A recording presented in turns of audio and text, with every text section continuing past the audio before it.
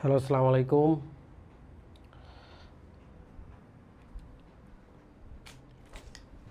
Hello, আসসালামু আলাইকুম প্রিয় শিক্ষার্থীবৃন্দ। কি অবস্থা সবার? সবাই দেখো তো লাইভটা সুন্দর মতো দেখতে পাচ্ছ কিনা।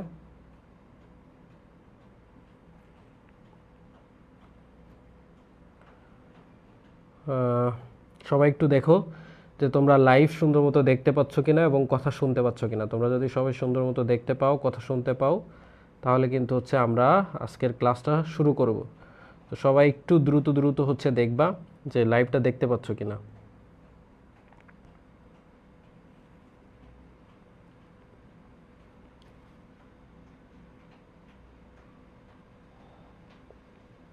ঠিক আছে, সবাই একটু কমেন্ট করো।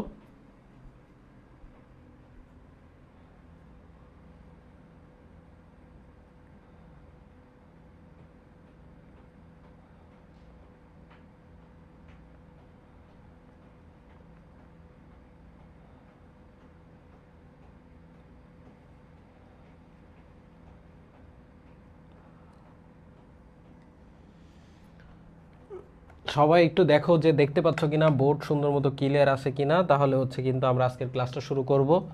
সবাই একটু দেখো তো দেখতে পাচ্ছ কিনা।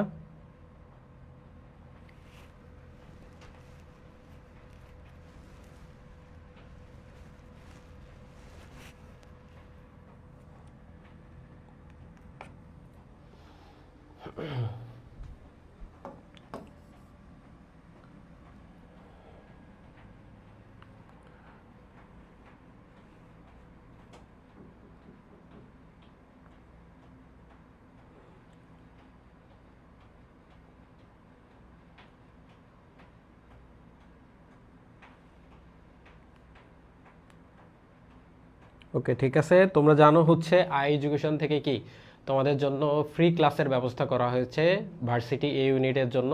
তো এরই ধারাবাহিকতায় আজকে তোমাদের সাথে জীববিজ্ঞান অংশ নিয়ে কথা বলবো। আমি তোমাদের মোশন বিশ্ব ভাইয়া।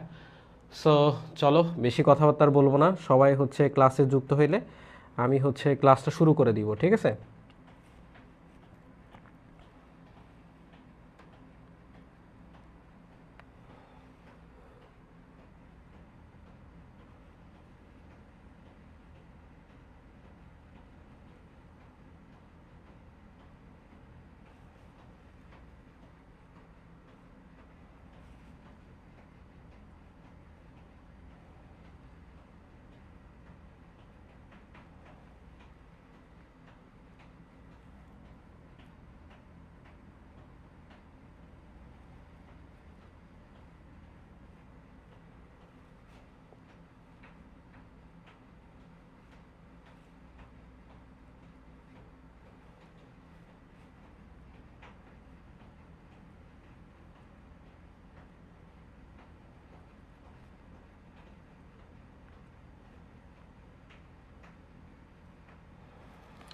ওকে, চলো শুরু করব তাহলে।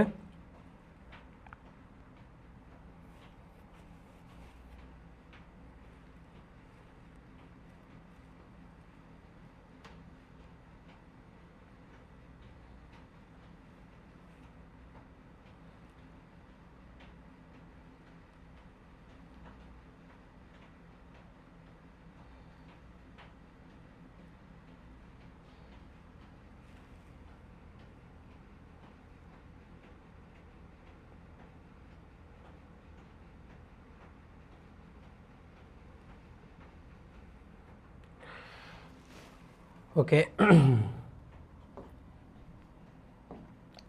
সালাম জানাচ্ছি, ওয়ালাইকুম আসসালাম।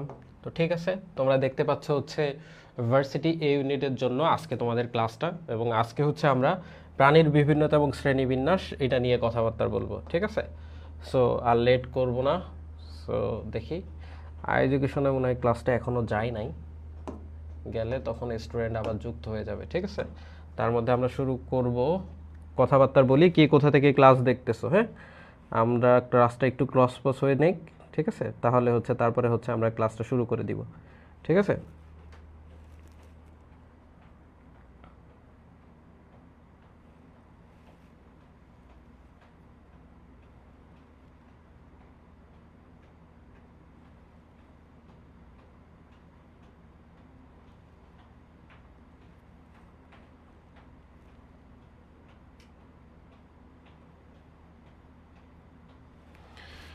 ময়মনসিংহের নেত্রকোনা থেকে আজকের ক্লাসটা হবে তোমাদের জন্য সেরা একটা ক্লাস, ভার্সিটি ইউনিটের জীববিজ্ঞান অংশের। সবাই হচ্ছে দ্রুত দ্রুত যুক্ত হয়ে নাও, ঠিক আছে? এবং সবাই জানাও যে কে কোথা থেকে ক্লাসটা দেখতেছো এবং সবাই ঠিকঠাক মতো শুনতে পাচ্ছ কিনা, সব কিছু ক্লিয়ার আছে কিনা। এই চ্যাপ্টারটা তোমাদের সবাই অনেক ভয় পাও, তাই না? বলো, সবাই অনেক ভয় পাও না এই চ্যাপ্টারটা? আজকে তোমাদের ভয় দূর করে দিব ইনশাল্লাহ।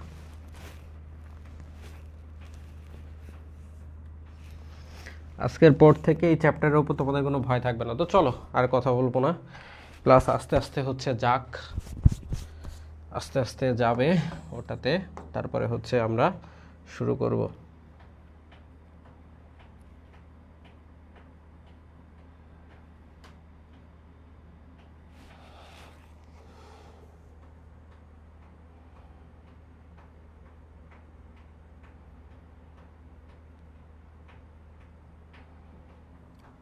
ওকে, চলো শুরু করি।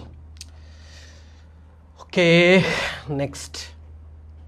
ওকে, আমরা এই চ্যাপ্টার পড়ার ক্ষেত্রে প্রথমে যেই কাজটা করব, এই চ্যাপ্টার পড়ার জন্য আমরা সুন্দর মতো একটা শখ করব, ঠিক আছে? সুন্দর মতো একটা শখ করব। তো দেখো, এই চ্যাপ্টারের পুরা স্লাইড, অনেক বড় একটা স্লাইড, ঠিক আছে? তো এইগুলোকে আমরা তোমাদের সাথে সংক্ষিপ্ত আকারে আলোচনা করব কিভাবে ভার্সিটির জন্য তুমি সেরাভাবে এই চ্যাপ্টারটা পড়তে পারবা এবং এটার উপর সুন্দর মতো প্রস্তুতি নিতে পারবা, সেটা হচ্ছে আমি ক্লাসে দেখাবো। তো চলো কথাবার্তা আর না বাড়িয়ে শুরু করে দেই, ঠিক আছে? ওকে, চলো। তো প্রথমেই এই চ্যাপ্টারের প্রথমেই থাকে ভাইয়া যে প্রাণী বৈচিত্র্য। প্রাণী বৈচিত্র্যের প্রকারভেদটা এখান থেকে আসে প্রথমেই। প্রাণী বৈচিত্র্যের প্রকারভেদ, প্রাণী বৈচিত্র্যের প্রকারভেদ থেকে প্রশ্ন আসতে পারে যে নিচের কোনটি প্রাণী বৈচিত্র্যের প্রকারভেদ নয়। তাহলে প্রথমে প্রশ্ন আসে কোথা থেকে? প্রাণী বৈচিত্র্যের প্রকারভেদ থেকে প্রথমে প্রশ্ন আসে, ঠিক আছে? সো ব্যাপারটা হচ্ছে কি, প্রাণী বৈচিত্র্য কি জিনিস? একটা প্রাণী বৈচিত্র্য আমি সংক্ষেপে বলি। আমি যদি একটা পুরো পৃথিবী চিন্তা করি, একটা পৃথিবীর সমস্ত জলচর, স্থলচর ও খেচর প্রাণীর মধ্যে তিনটা জিনিস, যে জিনগত, প্রজাতিগত, বাস্তুসংস্থানগত বৈচিত্র্য দেখা যায়, সেটাকেই বলি হচ্ছে প্রাণী বৈচিত্র্য, ঠিক আছে? বা প্রাণীর বিভিন্নতা। সো প্রাণী বৈচিত্র্যের প্রকারভেদ হচ্ছে তিনটা, ঠিক আছে? যেটাকে আমরা এইভাবে মনে রাখি যে জিনের প্রজাতি বাস্তব, জিনের প্রজাতি বাস্তব, ঠিক আছে? জিনের প্রজাতি বাস্তব। তো এই জিনিসটা দিয়ে কি বোঝাচ্ছি জানো ভাইয়া? এই জিনিসটা দিয়ে বোঝাচ্ছি যে প্রাণীর যে প্রকারভেদ হচ্ছে তিনটা হয়। একটা হচ্ছে জিনের দিয়ে হচ্ছে জিনগত, জিনগত বৈচিত্র্য।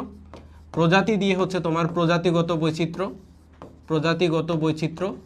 এবং বাস্তব দিয়ে হচ্ছে বাস্তু সংস্থানগত বৈচিত্র্য, বাস্তু সংস্থানগত বৈচিত্র্য, ঠিক আছে? বাস্তু সংস্থানগত বৈচিত্র্য। তাহলে কি বললাম? প্রাণী বৈচিত্র্যের প্রকারভেদ হচ্ছে কয়টা? প্রাণী বৈচিত্র্যের প্রকারভেদ হচ্ছে তিন ভাগে ভাগ করা যায়। একটাকে বলছি হচ্ছে জিনগত বৈচিত্র্য, একটাকে বলছি প্রজাতিগত বৈচিত্র্য, আর একটাকে বলছি হচ্ছে বাস্তু সংস্থানগত বৈচিত্র্য, ঠিক আছে? তার মানে সবগুলো হচ্ছে কি বলতো? সবগুলো হচ্ছে বৈচিত্র্য, সবগুলো হচ্ছে কি? বৈচিত্র্য। তাহলে জিনগত বৈচিত্র্য, প্রজাতিগত বৈচিত্র্য এবং হচ্ছে কি বাস্তু সংস্থানগত বৈচিত্র্য।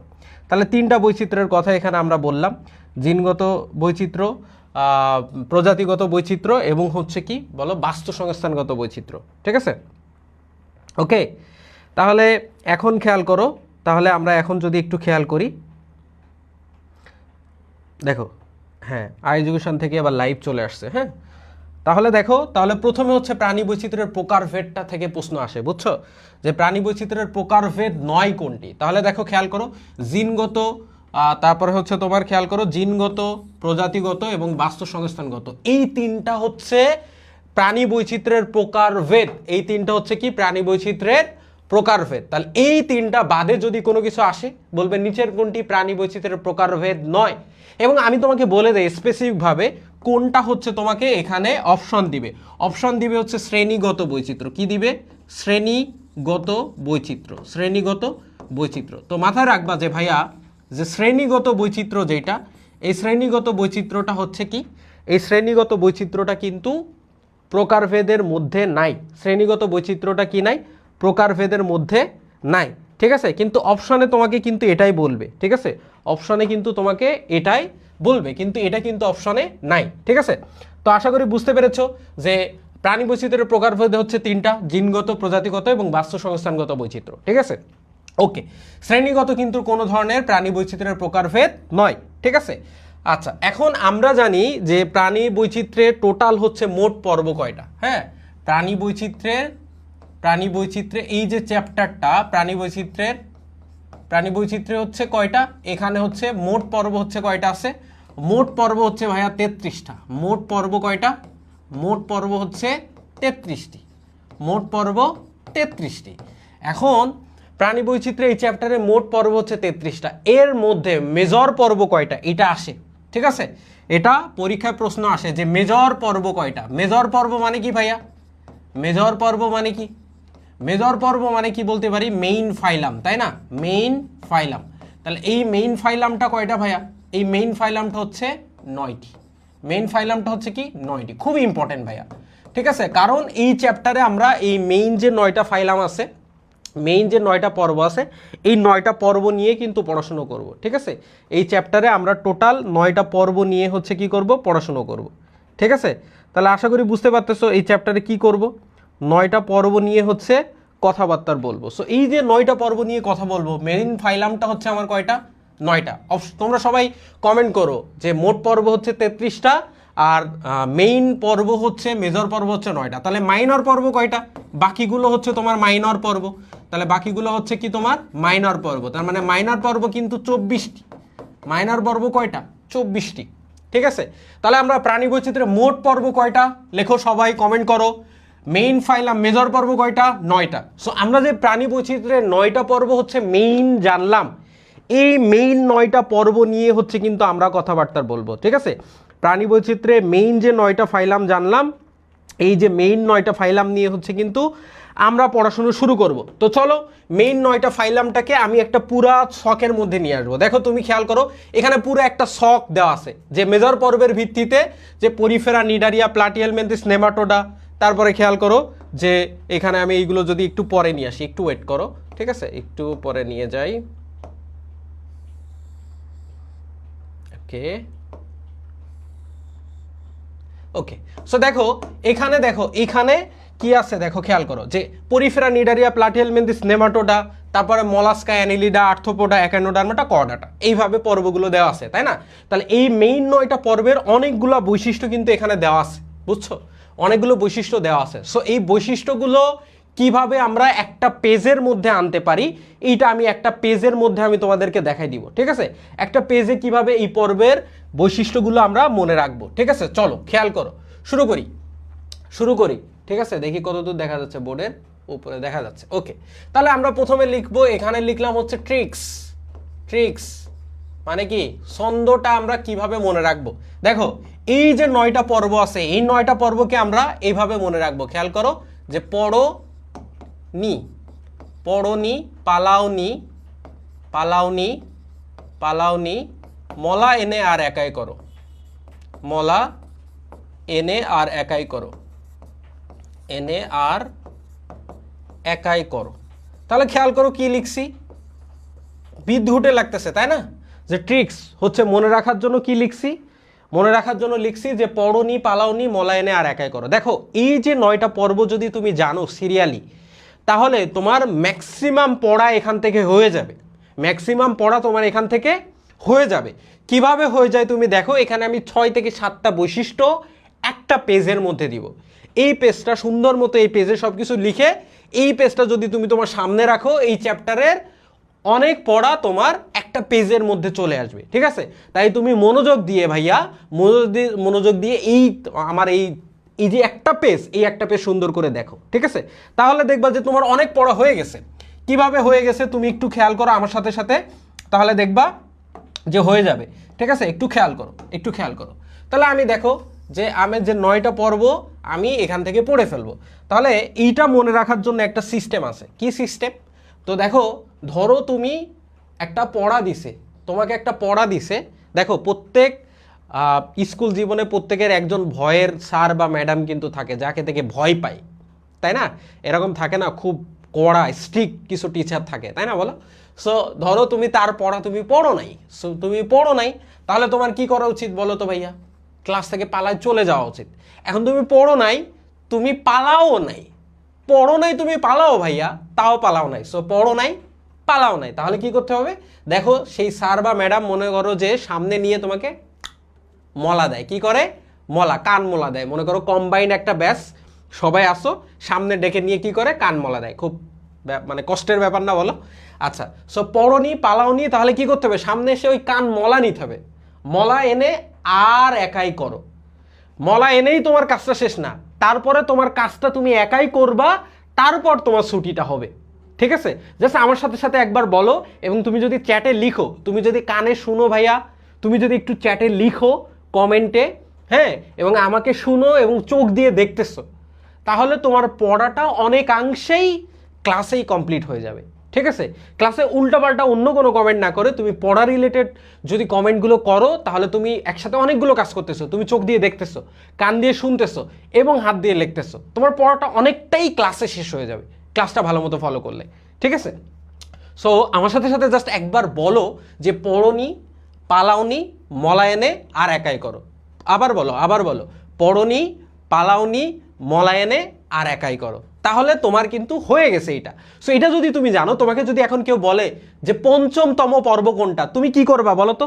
তুমি শুধু কাউন্ট করবা যে পড়ো নি পালাও নি মলা, তার মানে ৫ নম্বর মলা আছে, তার মানে মলাস্কা হচ্ছে কি? ৫ম পর্ব। সো তুমি এই যে পর্বগুলো আমি লিখবো, লেখার পর এখান থেকে ৬ থেকে ৭টা বৈশিষ্ট্য তোমার কিন্তু সিস্টেমাইজ সুন্দর মতো মনে থাকবে। ঠিক আছে? তো দেখো, পড়ো দিয়ে হচ্ছে কি? পড়ো দিয়ে হচ্ছে পরিফেরা। পড়ো দিয়ে কি ভাইয়া? পড়ো দিয়ে হচ্ছে পরিফেরা। ঠিক আছে? নি দিয়ে হচ্ছে কি বলো ভাইয়া? নি দিয়ে হচ্ছে নিডারিয়া, নিডারিয়া। ওকে, তারপর হচ্ছে দেখো পালাও দিয়ে হচ্ছে কি? প্লাটি হেলমিনথেস, প্লাটি হেলমিনথেস, প্লাটি হেলমিনথেস। ওকে, তারপরে হচ্ছে খেয়াল করো, এই যে দেখো নি দিয়ে হচ্ছে কি? Nematoda, nematoda. ঠিক আছে? ওকে, তারপরে খেয়াল করো মলা দিয়ে হচ্ছে কি? Mollusca, mollusca.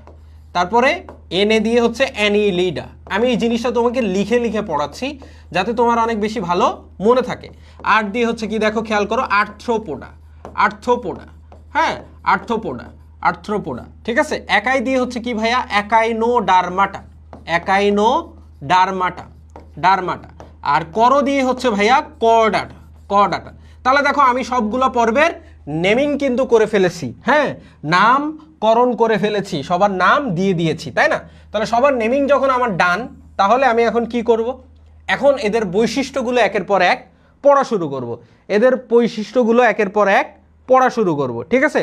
ওকে, আচ্ছা, তোমরা যারা ক্লাস দেখতেছো আই এডুকেশন থেকে ক্লাসটা দেখো, তাহলে হচ্ছে আমি এখান থেকে কমেন্টটা দেখতেছি, হ্যাঁ, তাহলে আমার জন্য সুবিধা হবে। এখানে এসে তোমরা কমেন্টটা করো, হ্যাঁ, যারা সায়েন্সে আসছো, আই এডুকেশন সায়েন্স বা অন্য কোথাও থেকে দেখতেছো, এখানে এসে দেখো।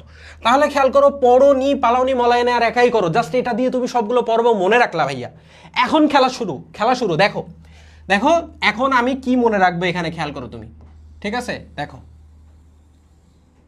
দেখো কি করি এখন, খেয়াল করো যে প্রথমে আমি এই যারা আছে এদের সংগঠন মাত্রা শিখবো। কি শিখবো? সংগঠন মাত্রা। আমি প্রত্যেকটা লাইন বাই লাইন প্রত্যেকটা পর্বের সংগঠন মাত্রা পড়বো না, একটা ছকের মধ্যে সবার সংগঠন মাত্রা আমি শিখে ফেলবো, কে কোন মাত্রার প্রাণী শিখে ফেলবো। সো খেয়াল করো, আমি প্রথমে এখানে লিখবো হচ্ছে কি ভাইয়া?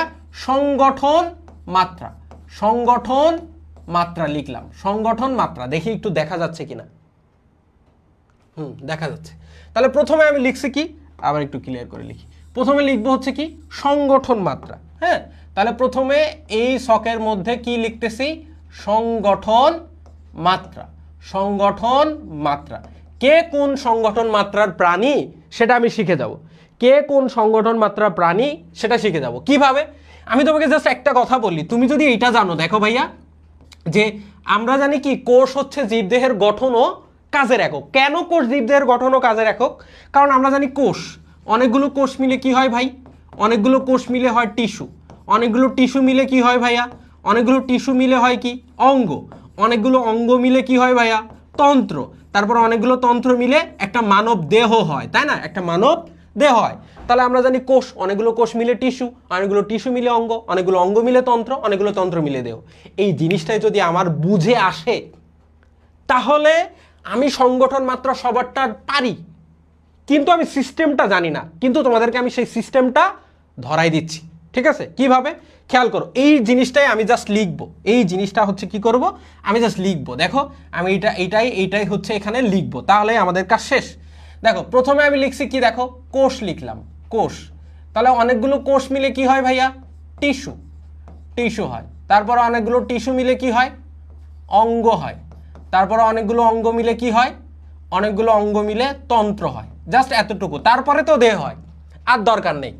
তাহলে তুমি জানো অনেকগুলো কোষ মিলে টিস্যু, অনেকগুলো টিস্যু মিলে অঙ্গ, অনেকগুলো অঙ্গ মিলে তন্ত্র, সিম্পল। তাহলে এইটা যদি জানো সবার সংগঠন মাত্রা শেষ। কিভাবে, দেখো ভাইয়া প্রথমটা যেটা আছে, প্রথম যেটা আছে এটা হচ্ছে কোষীয় মাত্রার প্রাণী। এটা কি মাত্রার প্রাণী, প্রথম কোষ আছে, তার মানে পরিফেরা হচ্ছে কোষীয় মাত্রার প্রাণী, শুধু কোষ দিয়ে গঠিত, কোষীয় মাত্রার প্রাণী। তারপরে খেয়াল করো এটা কি টিস্যু না, এই টিস্যুর আগে কি আছে ভাইয়া, কোষ। কান ধরে কোষকে সামনে নিয়ে আসো, তাহলে এটা কি হবে, এটা কি হবে, দেখো এটা কি হবে, এটা কোষ টিস্যু মাত্রার প্রাণী হবে। কি হবে ভাইয়া, কোষ টিস্যু মাত্রার প্রাণী। কোনটা, এই নিরারি হবে কোষ টিস্যু মাত্রার প্রাণী। আচ্ছা এখানে কি আছে ভাইয়া, অঙ্গ, অঙ্গের আগে কি আছে, টিস্যুকে কান ধরে সামনে টেনে নিয়ে আসো, তাহলে এটা কি হবে, টিস্যু অঙ্গমাত্রা প্রাণী। এটা কি হবে, টিস্যু অঙ্গমাত্রা প্রাণী। আচ্ছা এখানে কি আছে, তন্ত্র, এর উপরে কি আছে, অঙ্গ, এটাকে কান ধরে সামনে টেনে নিয়ে আসো, তাহলে কি হবে দেখো তো, অঙ্গতন্ত্র মাত্রা প্রাণী। তাহলে প্রথমটা কোষীয়, তারপর কোষ টিস্যু, তারপর টিস্যু অঙ্গ, তারপরে হচ্ছে অঙ্গতন্ত্র মাত্রা প্রাণী। তার মানে তোমার সবার সংগঠন মাত্রা শেষ। বাকিগুলা কি, খুব সিম্পল, বাকিগুলো সবাই হচ্ছে কি ভাইয়া, অঙ্গতন্ত্র মাত্রা প্রাণী। বাকি সবাই হচ্ছে কি, অঙ্গতন্ত্র মাত্রার প্রাণী, বাকি সবাই অঙ্গতন্ত্র মাত্রা প্রাণী। তাহলে খুব সুন্দর মতো আমার সবার সংগঠন মাত্রা শেষ, সবার সংগঠন মাত্রা শেষ। নেক্সট বৈশিষ্ট্য পড়বো আমি, নেক্সট বৈশিষ্ট্য পড়বো। দেখো তাহলে একটা দিয়ে আমি সবার সংগঠন মাত্রা শেষ করলাম, একটা দিয়ে আমি সবার সংগঠন মাত্রা শেষ করলাম। ওকে ওকে, এখন আসো, তাহলে এখন আমি শিখবো কি, স্তর শিখবো। চলো স্তরগুলো শিখাই দিই। কে কয় স্তরী প্রাণী, স্তর, তাহলে কে কয় স্তরী প্রাণী এটা শিখে ফেলবো। দেখো আমরা জানি যে একটা শুক্রাণু প্লাস ডিম্বাণু, একটা শুক্রাণু প্লাস ডিম্বাণু, শুক্রাণু প্লাস ডিম্বাণু মিলিত হয়ে কি হয় সেটা বলো আমাকে। শুক্রাণু প্লাস ডিম্বাণু মিলিত হয়ে কি হয়, শুক্রাণু প্লাস ডিম্বাণু মিলিত হয়ে কি হয়, জাইগোট হয়, জাইগোট হয়, তাই কি না, জাইগোট হয়। জাইগোট থেকে কি হয়, মরুলা, মরুলা, মরুলা থেকে কি হয়, ব্লাস্টুলা, ব্লাস্টুলা, ব্লাস্টুলা, তাই না। আর ব্লাস্টুলা থেকে কি হয়, ব্লাস্টুলা থেকে কি হয় বলো, গ্যাস্ট্রুলা। তো একটা ভ্রূণ যখন এই যে গ্যাস্ট্রুলা স্তরে চলে আসে, গ্যাস্ট্রুলাতে যখন আসে, এটাকে তুমি কিভাবে মনে রাখবা, এটাকে চাইলে মনে রাখা যায় যে এইভাবে, জাম্বু গাছে, কি মনে রাখবা, জাম্বু গাছে, জাম্বু কি গাছে, জাইগোট, মরুলা, ব্লাস্টুলা, গ্যাস্ট্রুলা, ঠিক আছে। তাহলে জাম্বু গাছে দিয়ে মনে রাখলাম। এখন একটা যখন এই গ্যাস্ট্রুলা পর্যায়ে যখন যায়, তখন এখান থেকে তিনটে স্তর সৃষ্টি হয়, একটোডাম, এন্ডোডাম, মেসোডাম। একটোডাম এন্ডোডাম যদি থাকে তাহলে তাদেরকে আমরা বলি দ্বিস্তর, শুধু একটোডাম বা এন্ডোডাম থাকলে এক স্তরী বা কারোর স্তর নেই, আর তিনটায় থাকে যদি তাহলে ত্রিস্তরী প্রাণী। তো তুমি খেয়াল করো এই যে প্রথম যেটা পরিফেরা যেটা আছে, এটার কোনো স্তর নেই, এটার স্তর নেই, পরিফেরার কোনো স্তর নেই। 2 নম্বরে আছে কে ভাইয়া, 2 নম্বরে নিডারিয়া, তার মানে এটা বাবা দ্বিস্তরী প্রাণী। এটা কয় স্তরী প্রাণী, এটা বাবা দ্বিস্তরী প্রাণী। আচ্ছা 3 নম্বরে কে আছে, প্লাটিহেলমিনথেস, তাহলে এই বাবাটা কয় স্তরী প্রাণী, এই বাবাটা ত্রিস্তরী প্রাণী। আচ্ছা তো এখানে কোশ্চেন আসে ভাইয়া যে প্রথম ত্রিস্তরী প্রাণী কি, এই প্রশ্নটা আসে অনেক সময়, প্রথম ত্রিস্তরী প্রাণী কি, সবাই কমেন্ট করো যে প্রথম ত্রিস্তরী প্রাণী কোনটা, নাম কি, প্রথম ত্রিস্তরী প্রাণীর নাম কি রে। হ্যাঁ যদি প্রশ্ন আসে প্রথম ত্রিস্তরী প্রাণী কোনটা, লিখে ফেলো, সবাই লিখে ফেলো, কমেন্ট করো। প্রথম ত্রিস্তরী প্রাণী আমার প্লাটিহেলমিনথেস। এবার বাকিগুলো সব খেলা, বাকিগুলো সব খেলায় চলে যাবে। কেমন খেলা, সবগুলোই কি, বাকি সব ত্রিস্তরী, বাকি সব ত্রিস্তরী। তাহলে প্রথমটা কোনো স্তর নেই, 2 নাম্বার দ্বিস্তরী, 3 নাম্বার ত্রিস্তরী, বাকি সব ত্রিস্তরী। সংগঠন মাত্রা কি শিখছি, প্রথমটা কোষীয়, তারপরে কোষ টিস্যু, তারপর টিস্যু অঙ্গ, অঙ্গতন্ত্র, বাকি সব অঙ্গতন্ত্র। বুঝতে পারছো সিরিয়ালে পড়ার কি মজা, ঠিক আছে, সিরিয়ালে পড়ার কি মজা, বুঝছো। ওকে এখন দেখো আমার স্তর শেষ ভাইয়া, স্তর শেষ। তাহলে সবার স্তর আমি একটা লাইনে মানে একটা শকের মধ্যে আমি নিয়ে আসছি। তাহলে সংগঠন মাত্রা শেষ, স্তর শেষ। এবার কি শিখবো, এবার আমি যদি শিখি নটোকট, খুব সিম্পল একটা জিনিস শিখি, যে কি সিম্পল জিনিসটা শিখবো, নটোকট, এটা সবাই জানি আমরা, তাই না, নটোকট।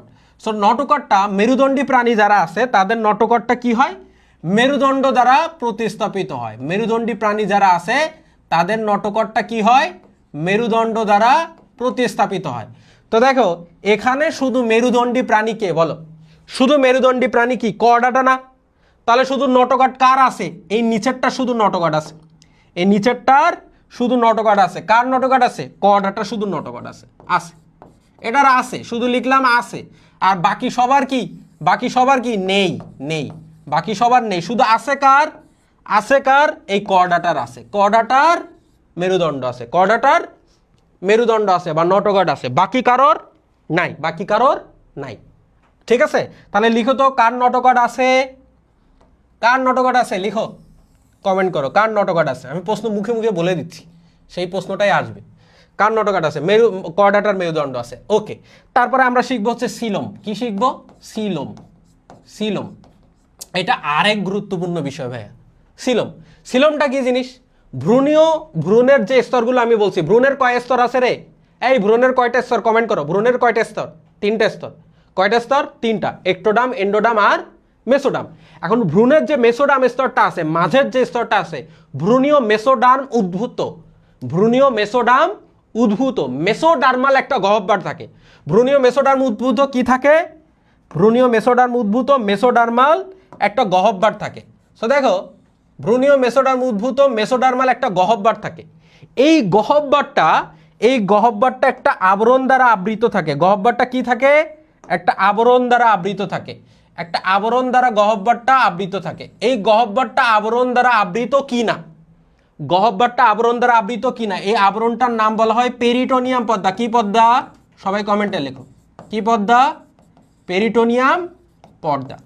তো ভ্রূণীয় মেসোডার্ম উদ্ভূত মেসোডার্মাল গহ্বরটা যদি ভাইয়া পেরিটোনিয়াম পর্দা দ্বারা আবৃত আছে কি নেই, পেরিটোনিয়াম পর্দা দ্বারা আবৃত আছে কি নেই, এটার উপর ভিত্তি করে আমরা সিলোমটাকে তিনটা ভাগে ভাগ করতে পারি। কয়টা ভাগ, কয়টা ভাগ, ক্লাসে পড়া শেষ হয়ে যাবে, যে ক্লাস করবা, যে ক্লাস করবা শেষ পর্যন্ত ভাই ক্লাসে পড়া শেষ হয়ে যাবে। দেখি বাপ বাপ এরা কি কমেন্ট করতেছে দেখি। সালাম, কর্ডাটা, কর্ডাটা মেরুদণ্ড আছে, এই তো ঠিক আছে, ভেরি গুড, ভেরি গুড। তো ক্লাসে পড়া শেষ হয়ে যাবে, যারা শেষ পর্যন্ত ক্লাস করবা এবং কমেন্ট করবা ক্লাসে শেষ হয়ে যাবে, ঠিক আছে। ওকে, আর যারা ফাঁকি দিবা তারা তো ফাঁকিতে গেলা, ঠিক আছে। আচ্ছা, তোমরা যারা সায়েন্সে ক্লাস করতেছো, এডুকেশন সায়েন্সে, এডুকেশন থেকে ক্লাস করো, তোমাদের তাহলে কমেন্টগুলো আমি দেখতে পাবো। হ্যাঁ, আমি এখান থেকে দেখতেছি তো ক্লাসটা, এই জন্য। ওকে, তাহলে খেয়াল করো ভাইয়া, ঠিক আছে। ওকে, তাহলে দেখো এই যে পেরিটোনিয়াম পর্দা দ্বারা আবৃত আছে কি নেই, এটার উপর তিনটা ভাগে ভাগ করতে পারি। কি কি নামগুলো লিখি আমি, দেখো একটাকে আমরা বলি অ্যাসিলোমেট। কি বলি, অ্যাসিলোমেট, অ্যাসিলোমেট, একটাকে বলি অ্যাসিলোমেট। আচ্ছা, আরেকটাকে কি বলি ভাইয়া, সুডোসিলোমেট, সুডোসিলোমেট। আরেকটাকে বলি হচ্ছে আমরা ইউসিলোমেট, সুডোসিলোমেট। আরেকটাকে কি বলি, ইউসিলোমেট। এসব মুছে দিব, দেখো তাহলে আরেকটাকে কি বলি, ইউসিলোমেট। তাহলে দেখো এই যে পেরিটোনিয়াম পর্দা আছে কি নেই, এটার উপর ভিত্তি করে 1, 2, 3টা ভাগে ভাগ করতে পারি, অ্যাসিলোমেট, সুডোসিলোমেট, ইউসিলোমেট। মনে রাখবা সারা জীবন বায়োলজিতে ইউ মানে হচ্ছে ভালো বা প্রকৃত। ইউ মানে কি, ইউ মানে হচ্ছে ভালো বা প্রকৃত, ইউ মানে ভালো বা প্রকৃত। সো ইউসিলোমেট মানে গহ্বরটা যদি ভাইয়া পেরিটোনিয়াম পর্দা দ্বারা আবৃত থাকে তাহলে সেটাকে বলে ইউসিলোমেট। কোথাও এত বেসিক থেকে পড়াবে না, বিশ্বাস করো, কোথাও এত বেসিক থেকে পড়াবে না। এমনি ধরে ধরে কে পড়াবে, কারোর খেয়ে কাজ আছে, ঠিক আছে। এই যে এইচএসসি লেভেলের মতো করে ধরে ধরে কে পড়াবে, কেউ পড়াবে না। সো আমরা কিন্তু পড়াবো, আমি কিন্তু পড়াবো অ্যাটলিস্ট, ঠিক আছে। আমি তোমাকে একদম জিরো থেকে হিরো বানাবো ইনশাল্লাহ, ঠিক আছে। তাহলে খেয়াল করো, যদি এই গহ্বরটা পেরিটোনিয়াম পর্দা দ্বারা আবৃত থাকে তাহলে ইউসিলোমেট বলবো, ইউসিলোমেট বলবো। ইউ মানে ভালো বা প্রকৃত, ইউসিলোমেট, প্রকৃত সিলোম বলতে পারি। আর এই গহ্বরটা যদি পেরিটোনিয়াম পর্দা দ্বারা আবৃত না থাকে তাহলে বলবো অ্যাসিলোমেট। এ মানে নেই, এ মানে কি লিখে দেই, এ মানে হচ্ছে নেই, বুঝছো, এ মানে নেই। গহ্বরটা পেরিটোনিয়াম পর্দা দ্বারা আবৃত না থাকলে তাদেরকে বলি অ্যাসিলোমেট। আর সুডো মানে কি জানো, এই জিনিসটা সুডো মানে জিনিসটা এইভাবে আসে, PSEUDO। সুডো মানে হচ্ছে ভাইয়া মিথ্যা বা ভ্রান্ত, মিথ্যা বা ভ্রান্ত। তার মানে এই গহ্বরটা পেরিটোনিয়াম পর্দা দ্বারা আবৃত কি আবৃত না, এটা যদি ক্লিয়ারলি বোঝা না যায়, সত্যকে মিথ্যা, মিথ্যাকে সত্য যদি মনে হয়, তাহলে সেটাকে আমরা বলি সুডোসিলোমেট। তাহলে সিলোম 3 প্রকার দেখলাম, এখন কে কোন সিলোম সেটা দেখে ফেলবো। চলো, কে কোন সিলোম সেটা দেখে ফেলবো, চলো দেখাই দেই। সিলোম কি আমি তোমাকে বুঝাই দিলাম, কোনটা কিভাবে কি সিলোম হয় সেটা আমি বলে দিলাম। এখন কোনটা কি সিলোম সেটা আমি বলে দিচ্ছি তোমাকে, চলো দেখাই দিই। চলো তাহলে এখন দেখো প্রথম তিনটা, এই যে 1 নাম্বার 2 নাম্বার 3 নাম্বার, এই প্রথম তিনটা হচ্ছে অ্যাসিলোমেট। এই প্রথম তিনটা কি? অ্যাসিলোমেট। তাহলে এই প্রথম তিনটা হচ্ছে ভাইয়া অ্যাসিলোমেট, প্রথম তিনটা অ্যাসিলোমেট, এই জন্য এইভাবে লিখছি, প্রথম তিনটা কি? অ্যাসিলোমেট। ওকে, এখন তুমি যদি খেয়াল করো ভাইয়া, প্রথম তিনটা যদি অ্যাসিলোমেট হয়, পরে দেখো এই যে বাবা আছে নেমাটোডা, এর নাম কি? নেমাটোডা। ঠিক আছে, সো নেমাটোডা কি হবে দেখো, এটাকে আমি স্পেসিফিকভাবে একটু মার্ক করে এখান থেকে এখানে নিয়ে আসলাম। এই নেমাটোডাটা হচ্ছে কি জানো, এইটা হচ্ছে, এটা কি? এটা হচ্ছে সুডোসিলোমেট। এই জিনিসটা হচ্ছে সুডোসিলোমেট, সুডোসিলোমেট, সুডোসিলোমেট, এটা হচ্ছে সুডোসিলোমেট। তাহলে খেয়াল করো কি বললাম, প্রথম তিনটা হচ্ছে অ্যাসিলোমেট, 4 নাম্বার যেটা আছে এটা সুডোসিলোমেট, বাকি যারা আছে ভাইয়া সবাই হচ্ছে ইউসিলোমেট। তার মানে এই মলাস্কা থেকে শুরু করে, দেখো মলাস্কা থেকে শুরু করে যারা আছে সবাই হচ্ছে ইউসিলোমেট। এই যে মলাস্কা থেকে শুরু করে এরা যারা আছে এরা সবাই কি? ইউসিলোমেট। এরা সবাই হচ্ছে কি? ইউসিলোমেট। আশা করি বুঝতে পেরেছো, আশা করি বুঝতে পেরেছো। তাহলে খেয়াল করো, তাহলে সিলোমটাও শেষ। ঠিক আছে, সিলোমটাও শেষ। কিভাবে শেষ হইল?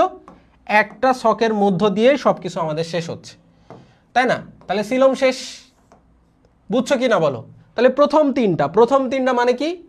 পরিফেরা, নিডারিয়া, প্লাটিহেলমিনথেস, মেন্থিস, এরা হলো অ্যাসিলোমেট। অ্যাসিলোমেট মানে কি?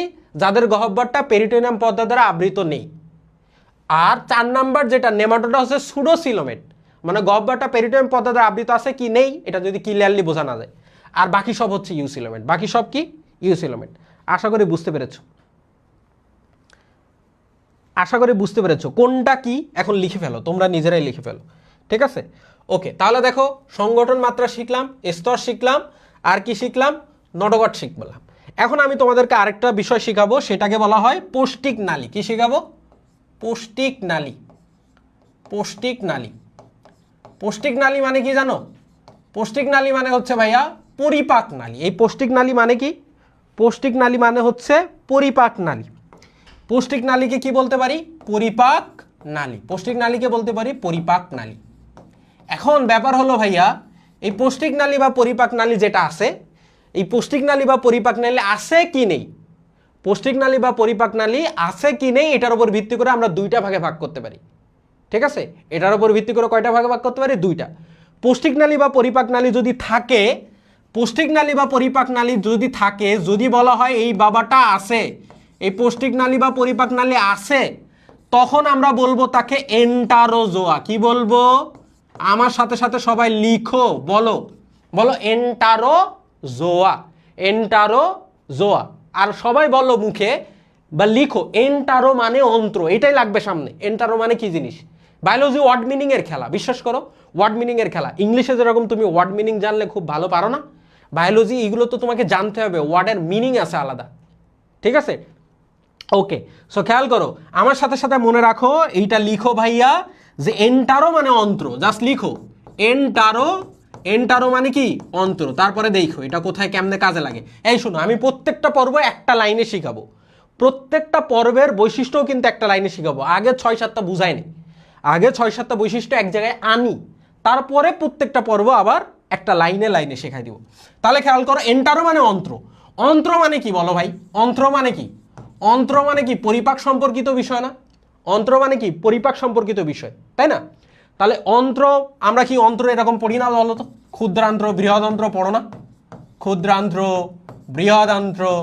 তার মানে এই এন্টারো মানে অন্ত্র, তার মানে যার ক্ষুদ্রান্ত্র বৃহদান্ত্র আছে, পরিপাক সম্পর্কিত ব্যাপারগুলো যার আছে, তার মানে তার পরিপাক আছে। তাহলে আমি এখানে বুঝাতে চাচ্ছি এন্টারোজোয়া মানে যার পৌষ্টিক নালী বা পরিপাক নালী উপস্থিত। এন্টারোজোয়া মানে কি? পৌষ্টিক নালী বা পরিপাক নালী উপস্থিত। আর প্যারাজোয়া মানে যার নেই। এবার লিখবো হচ্ছে প্যারাজোয়া। খেয়াল করো, এখন লিখবো কি? এখন লিখবো হচ্ছে প্যারাজোয়া। খেয়াল করো, এখন লিখবো প্যারাজোয়া। প্যারাজোয়া, এই প্যারাজোয়া মানে অনুপস্থিত। কি অনুপস্থিত? পৌষ্টিক নালী যদি অনুপস্থিত থাকে তাহলে তাকে বলবো প্যারাজোয়া, আর পৌষ্টিক নালী যদি উপস্থিত থাকে তাকে বলবো এন্টারোজোয়া। আশা করি বুঝাতে পারছি। ঠিক আছে, এখন আমি দেখবো কোনটা প্যারা কোনটা এন্টারো, কোনটা প্যারা কোনটা এন্টারো, এটা একটু দেখাবো, এটা একটু দেখাবো। চলো চলো চলো চলো চলো চলো চলো চলো চলো চলো, কোনটা প্যারা আর কোনটা এন্টারো দেখাও। আসো কাম, এই যে বাবা এইখানে একটু দেখো, এই যে দেখো, এই যে পড়ো, এই পড়াশুনো করা, এ ভাইয়া এ পড়াশুনো করা, এই জিনিসটা কি প্যারা না বলো? পড়াশুনো করাটা কি একটা প্যারাদায়ক কাজ না? কষ্টদায়ক কাজ। তোমাকে কষ্ট করে বাসা থেকে গুতাচ্ছে পড় পড় পড়, এজন্য পড়তেছে, নাহলে তো ঘুমায় শুয়ে একদম সুন্দর মতো কাটানো যাইতো, তাই না? বলো, তার মানে পড়ো যেহেতু প্যারা, পড়ো যেহেতু কি, পড়ো হচ্ছে প্যারা, সো এইটাই হচ্ছে প্যারাজোয়া। প্রথমটা হচ্ছে প্যারাজোয়া, বাকি সব এন্টারোজোয়া। তাহলে খেয়াল করো, এই যে এইটা হচ্ছে প্যারা, ও চেঞ্জ করে নেই, ওয়েট।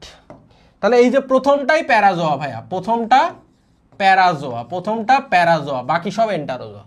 প্রথমটা হচ্ছে প্যারাজোয়া, বাকি সব, তাহলে এখান থেকে শুরু করে নিডারিয়া থেকে শুরু করে বাকি সব এন্টারোজোয়া, বাকি সব এন্টারোজোয়া, বাকি সব এন্টারোজোয়া,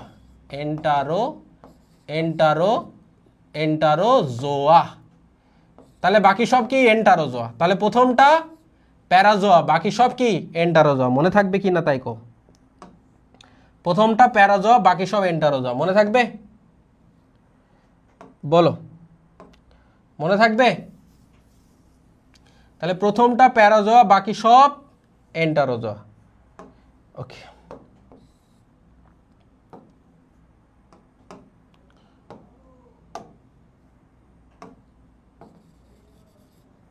ওকে খেয়াল করো, তাহলে প্রথমটা প্যারাজোয়া, বাকি সব এন্টারোজোয়া। তার মানে পৌষ্টিক নালীও শেষ আমাদের, পৌষ্টিক নালীও শেষ। দাঁড়াও, তোমাদের সাথে একটু গল্প করে আসি, একটু কমেন্ট দেখে আসি কি অবস্থা, একটু দেখে আসি। এই কারা কমেন্ট করতেছো? সুইটি, এই তো বাকি সব এন্টারোজোয়া। শিমুল, ধীতি খানম, শিমুল,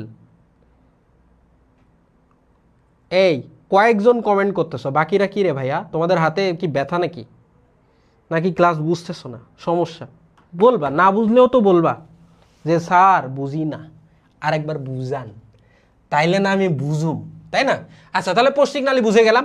তাহলে এখন দেখবো হচ্ছে কি, তাহলে এখন দেখবো আরেকটা বিষয়, সেটা হচ্ছে আবরণ। কার আবরণ কেমন, খেয়াল করো, আবরণ, আবরণ, বুঝছো? কার আবরণ কেমন এটা দেখবো, ঠিক আছে? কার আবরণ কেমন এটা দেখবো ভাইয়া, বুঝছো ভাইয়া? সো দেখো, এই যে পড়নি পালাওনি মলায়নার একাই করো, এখানে আবরণ হচ্ছে শুরু হচ্ছে এখান থেকে। দেখো, এই প্লাটিহেলমিনথেস থেকে আবরণটা শুরু হয়, প্লাটিহেলমিনথেস থেকে আবরণটা শুরু হয়। সো এই আবরণ কার, কোনটা আবরণ আমি এখানে একটু ছোট্ট করে লিখি, তারপরে ওখানে যাচ্ছি। এটা হলো কি, কি মা, কি কা, ওখানে আবার লিখতেছি, কিন্তু তোমার যদি গুলায় না যায়, এই জন্য 3 নাম্বারে আসতেছে। কোথায় 3? এটা 3। তার মানে প্লাটিহেলমিনথেস থেকে শুরু হচ্ছে, এটা কি, তারপরে আবার কি, তারপরে হচ্ছে মা, তারপরে হচ্ছে কি, তারপরে হচ্ছে কা। তার মানে এই কয়টার হচ্ছে আবরণ আছে, এই কয়টার হচ্ছে আবরণ আছে, বুঝছো? বুক আছে সামনে, বেশি ভালো বুঝতে পারতেছো। আমাদের বুকটা আছে, এই বুকটা দেখো একদম সুন্দর করে, আমার একদম স্লাইডে যা আছে এই বুকে সুন্দর করে সব কিছু আছে। এই বুকটা আছে তোমাদের কাছে? ওকে, তাহলে দেখো, তাহলে কি কি মাকিকা, তাহলে কি দিয়ে হচ্ছে কি জানো, কিউটিকল। কি দিয়ে কি, কি থাকলে কিউটিকল, কি থাকলে কি কিউটিকল, কিউটিকল, কি থাকলে কিউটিকল। তাহলে এই যে কি মানে কিউটিকল, মা দিয়ে হচ্ছে মেন্টাল আবরণ। কি আবরণ? মেন্টাল, মেন্টাল বইলো না ভাই, আবার মেন্টাল বইলো না, মেন্টাল আবরণ, ঠিক আছে? কি দিয়ে অবশ্যই কি কিউটিকল, কি দিয়ে কি কিউটিকল, ওকে কিউটিকল। আর কা দিয়ে হচ্ছে কাইটিন, কা দিয়ে কি ভাইয়া, কা দিয়ে হচ্ছে কাইটিন। বুঝতে পেরেছো, বুঝতে পেরেছো? দেখো এই ছকটা তোমাদের ক্লিয়ার কিনা, সবাই একটু কমেন্ট করব, কমেন্ট করে করে ভাইয়াকে জানাবো যে এই ছকটা ক্লিয়ার আছে, ঠিক আছে? ও আই এডুকেশনের বুকস, এই তো, এই জন্য তুমি ভালো বুঝতে পারতেছো, ঠিক আছে? ঠিক আছে, ওকে। তাহলে এই ছকটা সবাই বুঝছি কিনা বলো তো একটু?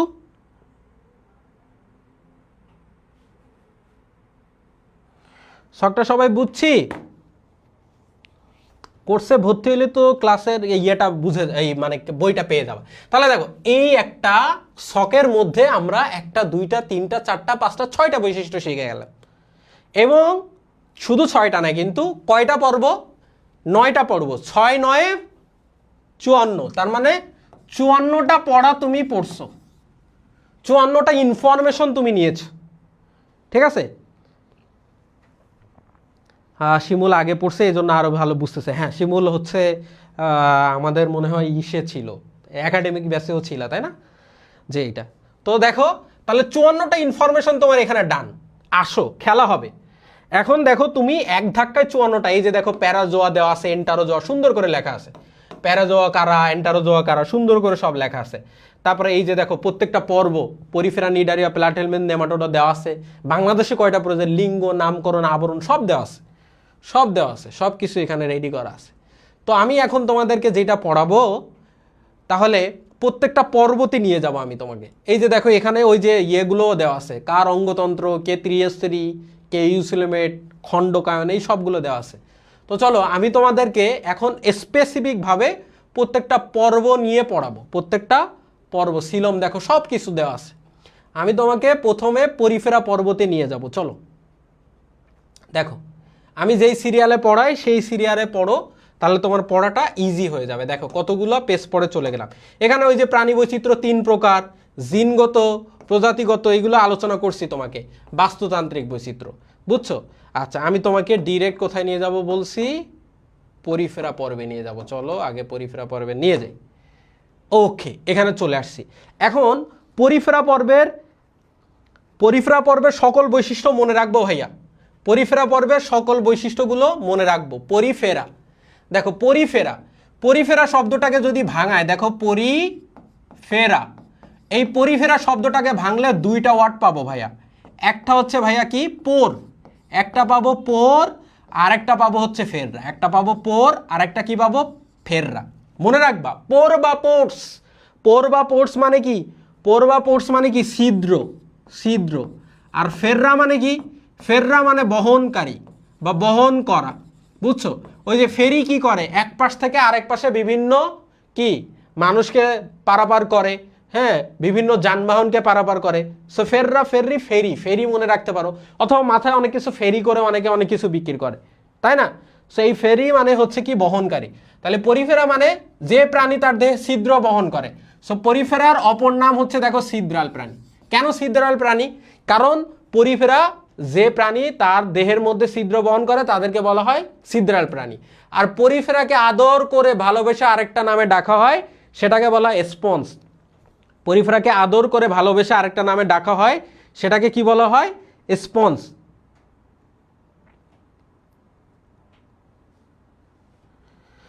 ওকে, আচ্ছা খেয়াল করো, এখন পরিফেরা পর্বের সকল বৈশিষ্ট্যগুলো মনে রাখবো। মনে রাখার জন্য আমি জাস্ট একটা লাইন বলবো। দেখো পরিফেরার বৈশিষ্ট্য, পরিফেরা, তাহলে পরিফেরার বৈশিষ্ট্য আমি মনে রাখবো, পরিফেরার সকল বৈশিষ্ট্য মনে রাখবো। খেয়াল করো একটা লাইন দিয়ে, প্রত্যেকটা পর্বে আমি একটা লাইন দিয়ে মনে রাখাবো। দেখো তাহলে পরিফেরার সকল বৈশিষ্ট্য মনে রাখবো কি দিয়ে, খেয়াল করো, জাস্ট লিখবো পরিফেরায় অনেক স্পঞ্জ, এইভাবে, পরিফেরায় অনেক স্পঞ্জ, পরিফেরায় অনেক স্পঞ্জ, অনেক স্পঞ্জ, এইটা দিয়ে পরিফেরা পর্বের সকল বৈশিষ্ট্য আমরা মনে রাখবো। পরিফেরায় অনেক স্পঞ্জ দিয়ে পরিফেরা পর্বের সকল বৈশিষ্ট্য মনে রাখবো, ঠিক আছে। ওকে, তো কিভাবে, দেখো অ দিয়ে দুইটা কথা মনে রাখবো ভাইয়া, অস্টিয়া আর অস্কুলাম, অস্টিয়া আর অস্কুলাম, ঠিক আছে। আচ্ছা তারপরে হচ্ছে নি দিয়ে হচ্ছে দুইটা ভাইয়া, দুইটা কথা মনে রাখবো, একটা হচ্ছে নিশ্চল, আর একটা হচ্ছে তোমার নালীতন্ত্র।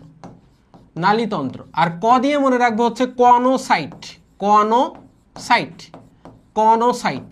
আচ্ছা তারপরে খেয়াল করো ভাইয়া, এই স্পঞ্জ দিয়ে মনে রাখবো, স্পঞ্জ নিজেই একবার, তারপরে হচ্ছে স্পঞ্জিন, তারপরে হচ্ছে স্পঞ্জোসিল,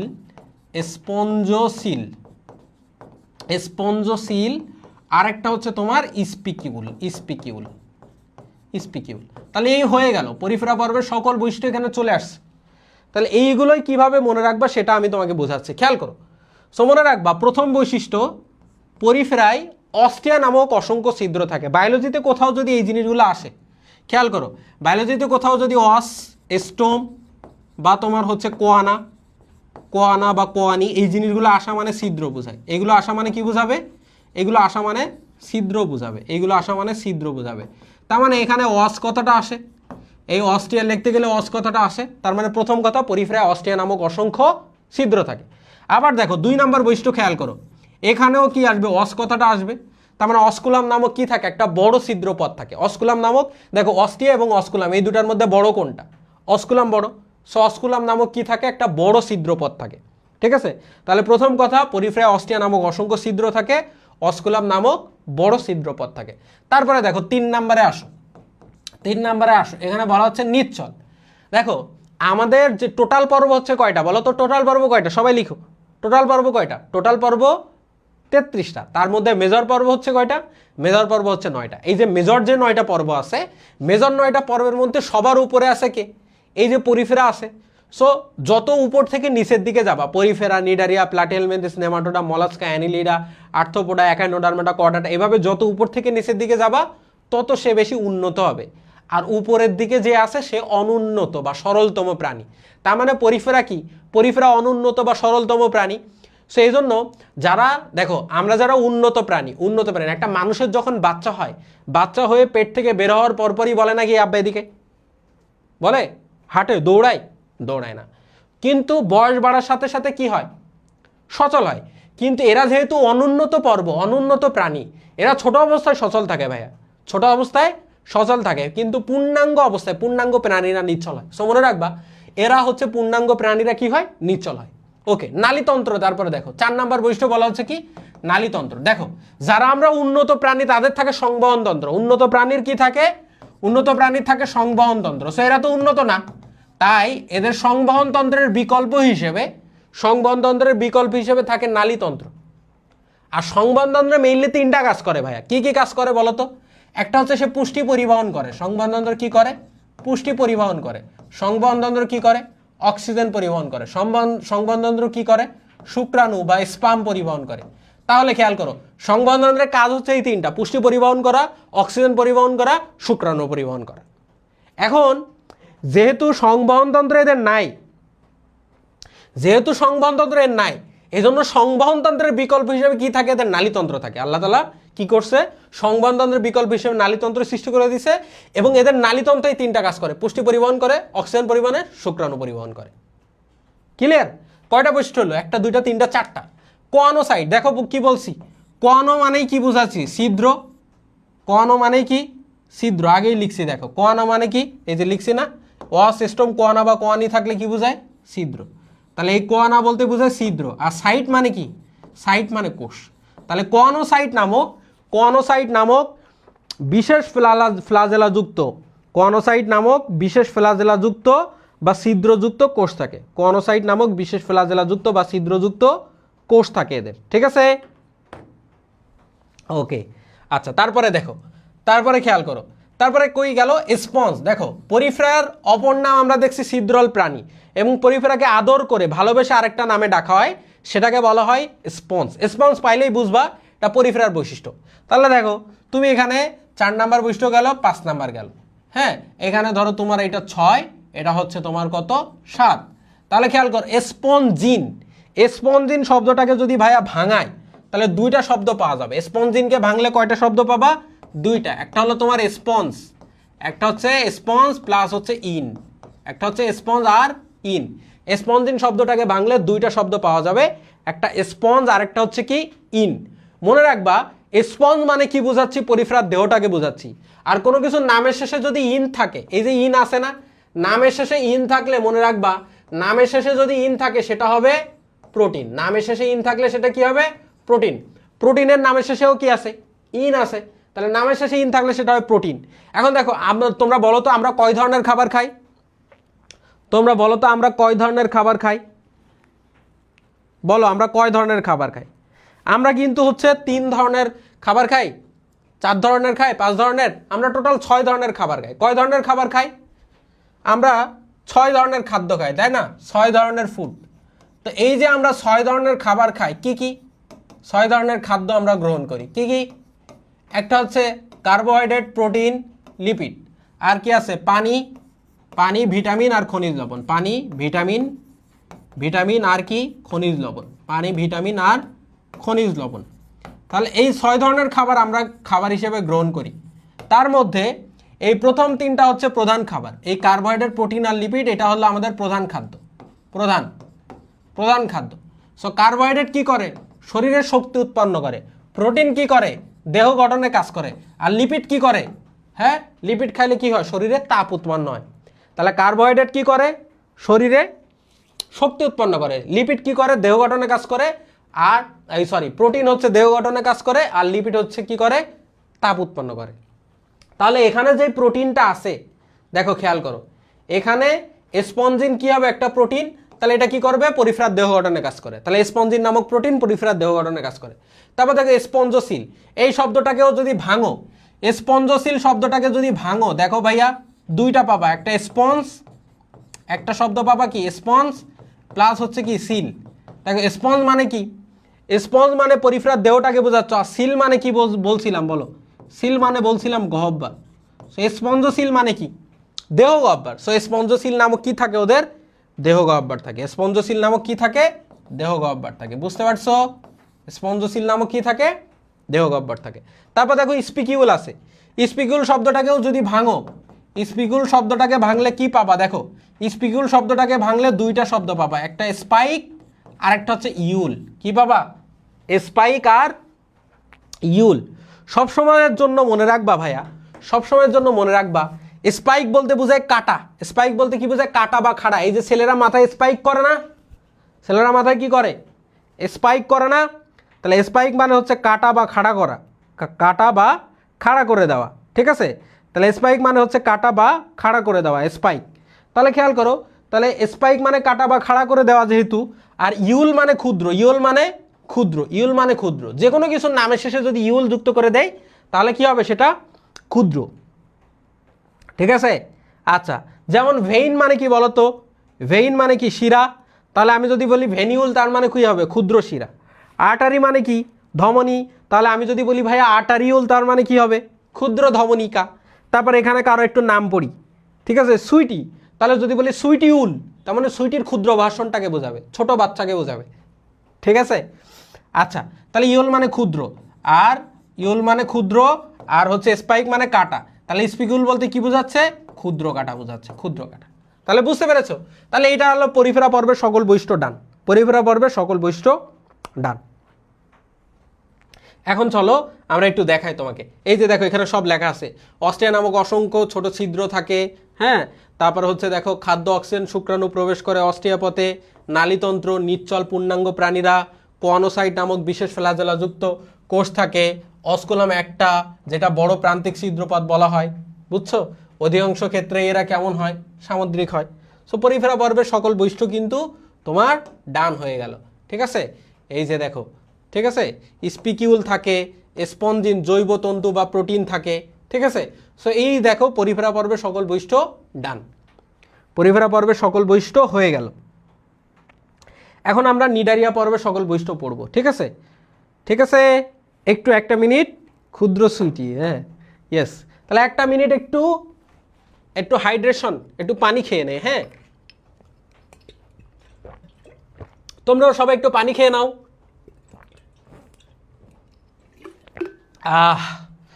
শান্তি, তাই না বলো, ওকে চলো।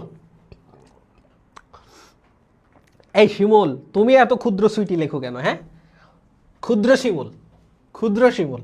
আচ্ছা চলো, তাহলে দেখো নিডারিয়া, তাহলে নিডারিয়ার অপর নাম সমুদ্রের ফুল বা রত্নভাণ্ডার, নিডারিয়ার অপর নাম সমুদ্রের ফুল বা রত্নভাণ্ডার বা হচ্ছে কি রেইন ফরেস্ট, রেইন ফরেস্ট, ঠিক আছে। এইগুলো হলো কি নিডারিয়ার অপর নাম। এখন ভাইয়া নিডারিয়া পর্বের সকল বৈশিষ্ট্যগুলো আমরা মনে রাখবো, নিডারিয়া পর্বের সকল বৈশিষ্ট্যগুলো আমরা মনে রাখবো। কিভাবে মনে রাখবো, এই বলো তো নিডারিয়া কয় স্তরী ছিল ভাই, নিডারিয়া কয় স্তরী প্রাণী ছিল, এক স্তরী না দুই স্তরী প্রাণী, নিডারিয়া কয় স্তরী, নিডারিয়া দ্বিস্তরী প্রাণী ছিল। সো মনে করো নিডারিয়া পর্বের প্রাণীদেরকে আমরা মারতে চাই, নিডারিয়া পর্বের প্রাণীদের কি করতে চাই, মারতে চাই। তাহলে নিডারিয়া পর্বের প্রাণীদের মারার জন্য আমরা মনে করো নিডারিয়া পর্বের প্রাণীদের মেশিন দিয়ে মারবো, কি দিয়ে মারবো, মেশিন দিয়ে মারবো। তাহলে নিডারিয়া পর্বের প্রাণীদের মারার জন্য আমাদের কয়টা মেশিন লাগবে, দুইটা মেশিন লাগবে। তাহলে লিখবো জাস্ট নিডারিয়া পর্বের প্রাণীদের মনে রাখার জন্য লিখবো double machine. Double machine, double machine দিয়ে নিডারিয়া পর্বের সকল বৈশিষ্ট্য মনে রাখবো। ঠিক আছে, ডা দিয়ে হচ্ছে কি, ডা দিয়ে হচ্ছে ডিপ্লোব্লাস্টিক, ডা দিয়ে ডিপ্লোব্লাস্টিক, ডিপ্লোব্লাস্টিক।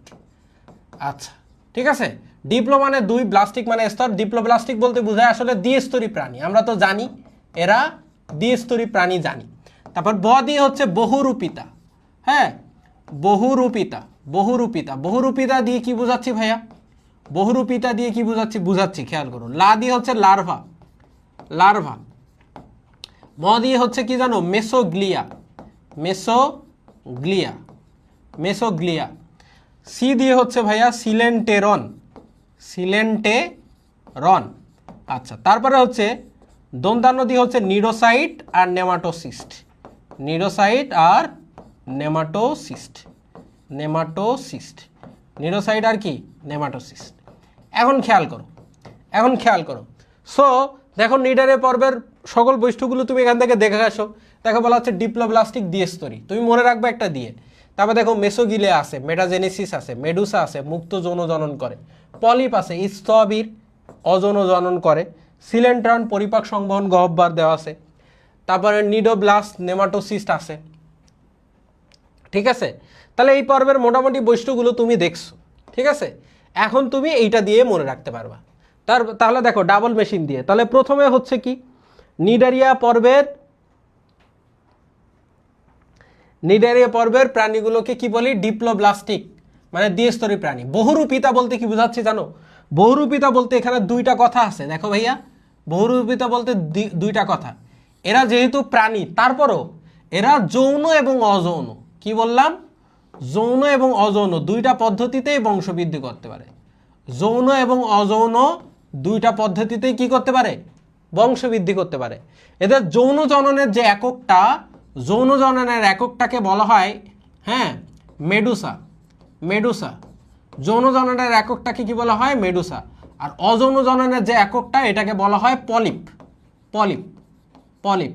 ঠিক আছে, তো পলিপ যেটা স্থির বা স্থবির, তো যেটা স্থির বা স্থবির নড়াচড়া করতে পারে না, তাহলে সেটাই তো অযৌন জনন করবে, সেটা তো যৌন জনন করতে পারবে না, তাই না? বলো, যেটা স্থির বা স্থবির।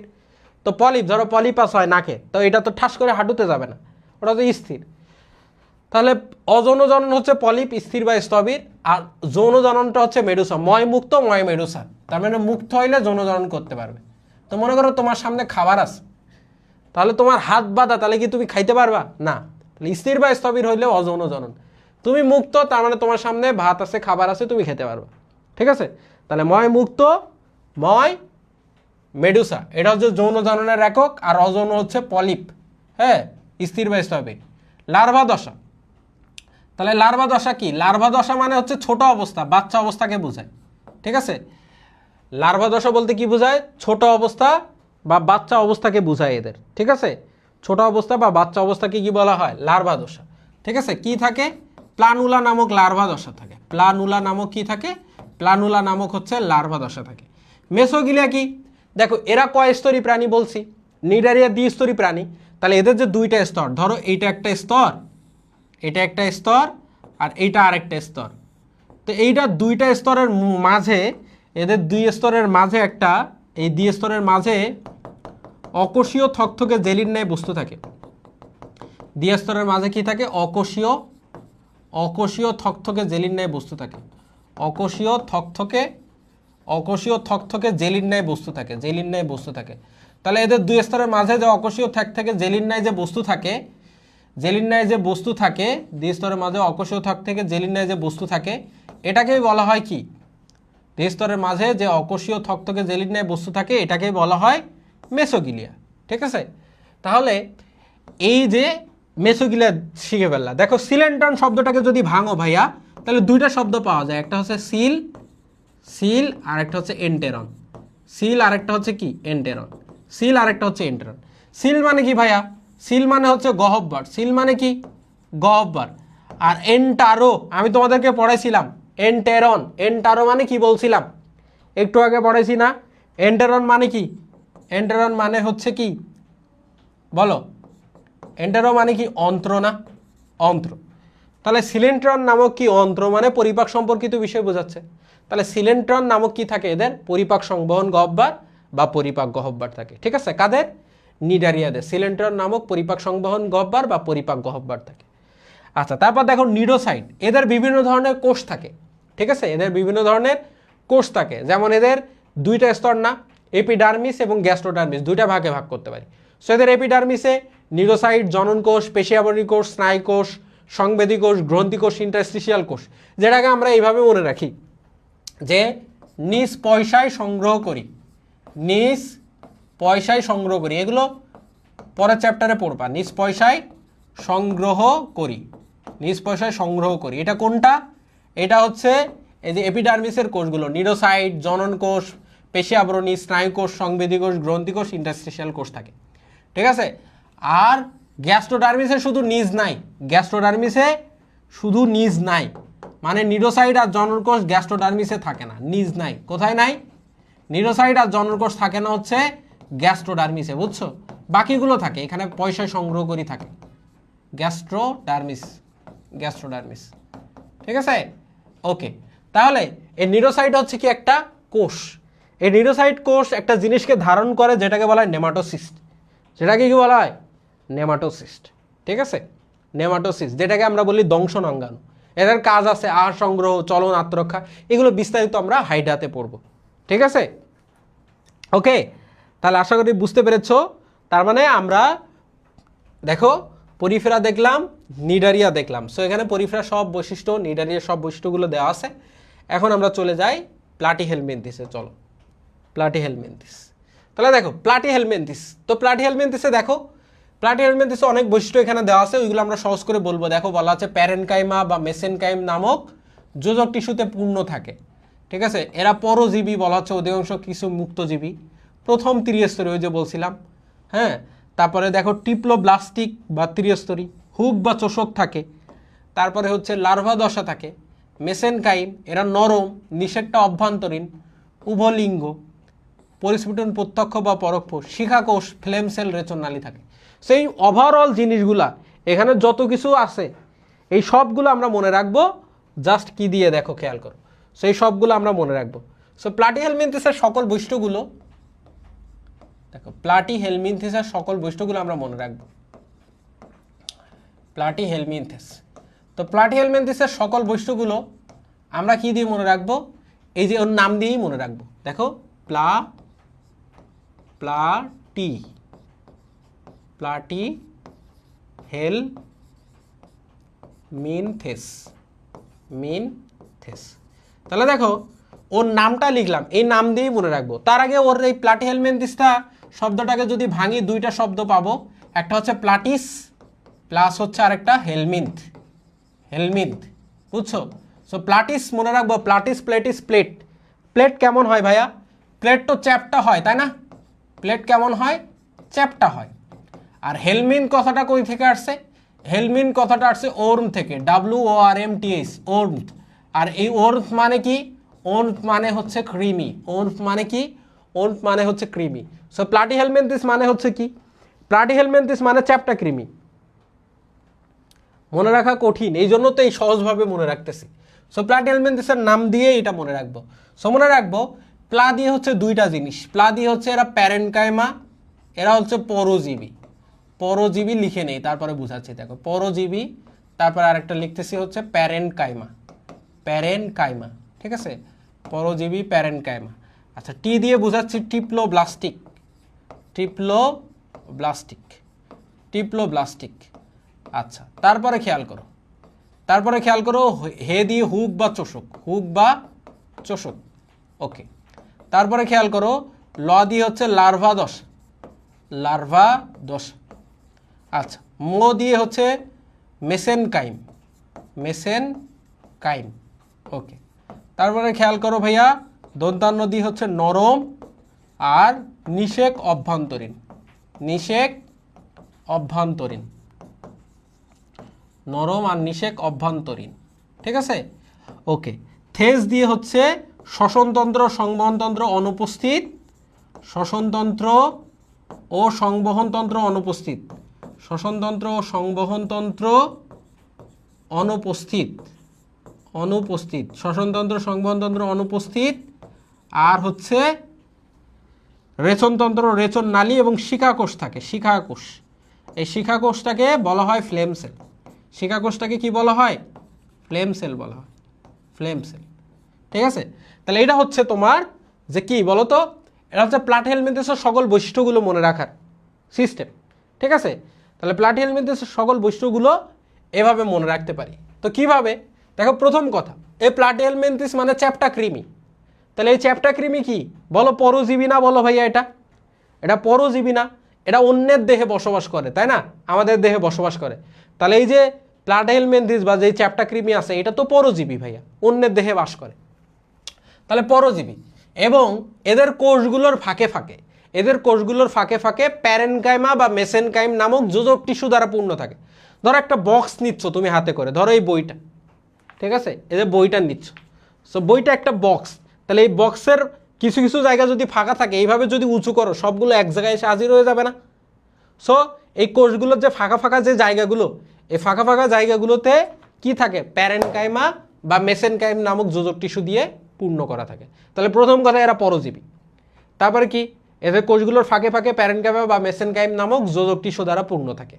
ঠিক আছে, এই যে প্যারেনকাইমা এবং হচ্ছে মেসেনকাইম নামক যোজক টিস্যু দ্বারা পূর্ণ থাকে।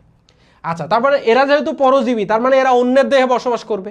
তাহলে এরা যদি অন্যের দেহে বসবাস করে, তাহলে এর তো নিজের শ্বসনতন্ত্র বা সংবহনতন্ত্রের প্রয়োজন নেই। এরা অন্যের শ্বসনতন্ত্র বা সংবহনতন্ত্রের মাধ্যমে কাজ করবে। তার মানে এখানে দেখো আরেকটা কথা বলা আছে যে শ্বসনতন্ত্র সংবহনতন্ত্র অনুপস্থিত। তো এদের তো দরকার না, তোমার দেহে বাস করতেছে, তোমার শ্বসনতন্ত্র সংবহনতন্ত্র নিয়ে সে কাজ চালায় নিবে। তাহলে শ্বসনতন্ত্র সংবহনতন্ত্র অনুপস্থিত। আচ্ছা, তারপরে খেয়াল করো যে বলা হচ্ছে টিপ্লোব্লাস্টিক। টিপ্লোব্লাস্টিক মানে কি? টিপ্লো, তো এরা জানি আমরা প্রথম ত্রিস্তরী প্রাণী। তাহলে প্রথম ত্রিস্তরী প্রাণী কারা? প্লাটিহেলমিনথেস কি প্রথম ত্রিস্তরী প্রাণী। ডান। আচ্ছা, তারপরে দেখো হুক বা চোষক ভাইয়া, হুক বা চোষক কি জিনিস? দেখো, আমাদের একটা প্রাকৃতিক দুর্যোগ আছে, কিন্তু আমাদের শরীরে একটা প্রাকৃতিক দুর্যোগ হয়। প্রাকৃতিক দুর্যোগ কি জানো? আমাদের শরীরের প্রাকৃতিক দুর্যোগটা কি জানো তোমরা? আমাদের শরীরের প্রাকৃতিক দুর্যোগটা হচ্ছে ডিসেন্ট্রি হওয়া। ঠিক আছে, বারবার ওয়াশরুমে যাওয়া। তখন দেখা যায় যে তোমার কি কঠিন পদার্থের পরিমাণ কম, কিন্তু তরল পদার্থের পরিমাণটা বেশি হয়ে যায়। সো কঠিন পদার্থের তুলনায় যখন তরল পদার্থ বেশি হয়ে যায়, তখন ওই যে স্রোত নামে, ওই স্রোতের সাথে সাথে কী হয় জানো? কৃমিগুলো আর পেটে থাকতে চায় না, কৃমিগুলোকেও স্রোত বাইরে টেনে নিয়ে আসে। সো কৃমি তো চায় না বাইরে বের হতে, তোমার দেহে সে শান্তিতে আসে। এই জন্য ওদের দেহে হুক বা চোষক থাকে। ঠিক আছে, সো এই হুক বা চোষক দিয়ে করে কামড় দিয়ে ধরে রাখে পেটে। এজন্য তখন মনে হয় যে পেটে কামড়াচ্ছে। ঠিক আছে, কিছু কামড়াচ্ছে, পেট কামড়াচ্ছে মনে হয় না? সো হুক বা চোষক দিয়ে তোমার অন্ত্রে কামড় দিয়ে ধরে রাখে। আর যখন কামড় দিয়ে ধরে রাখে, কামড় দিয়ে ধরে থাকার ফলে দেখা যায় যে হালকা হালকা রক্ত আসে, ওইটা চুষে খায়। ঠিক আছে, কামড় দিয়ে ধরে রাখে। সো হুক বা চোষকের দিয়ে ওরা যে প্রতিকূল অবস্থা থেকে বেঁচে থাকার জন্য হুক বা চোষক ওদের থাকে, তো তোমাকে কামড় দিয়ে ধরে রাখে যাতে বাইরে না বের হয়। ঠিক আছে, বের হতে চায় না এই জন্য। লার্ভা দশা মানে ওদের ছোট অবস্থা বা বাচ্চা অবস্থাকে বলা হয় লার্ভা দশা। মেসেনকাইম তো বলছি, প্যারেনকাইমা মেসে। তারপর এরা কেমন জানো? এরা খুব নরম হয়, সফট। ঠিক আছে, নরম, এবং নিষেকটা তোমার পেটের মধ্যে হয়। এজন্য নিষেক অভ্যন্তরীণ, পেটের ভেতরেই বংশবৃদ্ধি করা শুরু করে। আচ্ছা, তারপরে বলছি শ্বসনতন্ত্র সংবহনতন্ত্র অনুপস্থিত, এবং খুব ইম্পর্টেন্ট একটা কথা, শিখাকোষ। এটা অনেকবার পরীক্ষায় আসছে, শিখাকোষ যেটাকে আমরা বলি ফ্লেম সেল। শিখাকোষটাকে কি বলি? Flame cell. তো এই যে শিখাকোষ বা ফ্লেম সেল, ঠিক আছে, এদের রেচনতন্ত্র, রেচন নালী এবং শিখাকোষ দিয়ে গঠিত। এদের রেচনতন্ত্র, রেচন নালী এবং শিখাকোষ দিয়ে গঠিত ফ্লেম সেল। এটা মনে রাখতে হবে। তাহলে বলো, প্লাটিহেলমিনথেসের সব বৈশিষ্ট্যগুলো মনে থাকবে? বলো দেখি,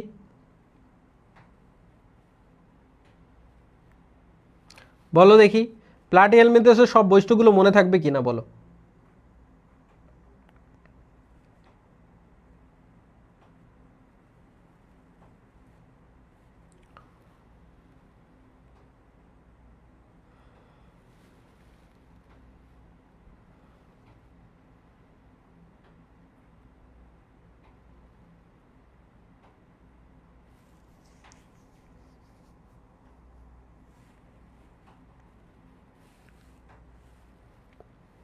ওকে, বলো প্লাটিহেলমিনথেসের সব বৈশিষ্ট্যগুলো মনে থাকবে কিনা বলো।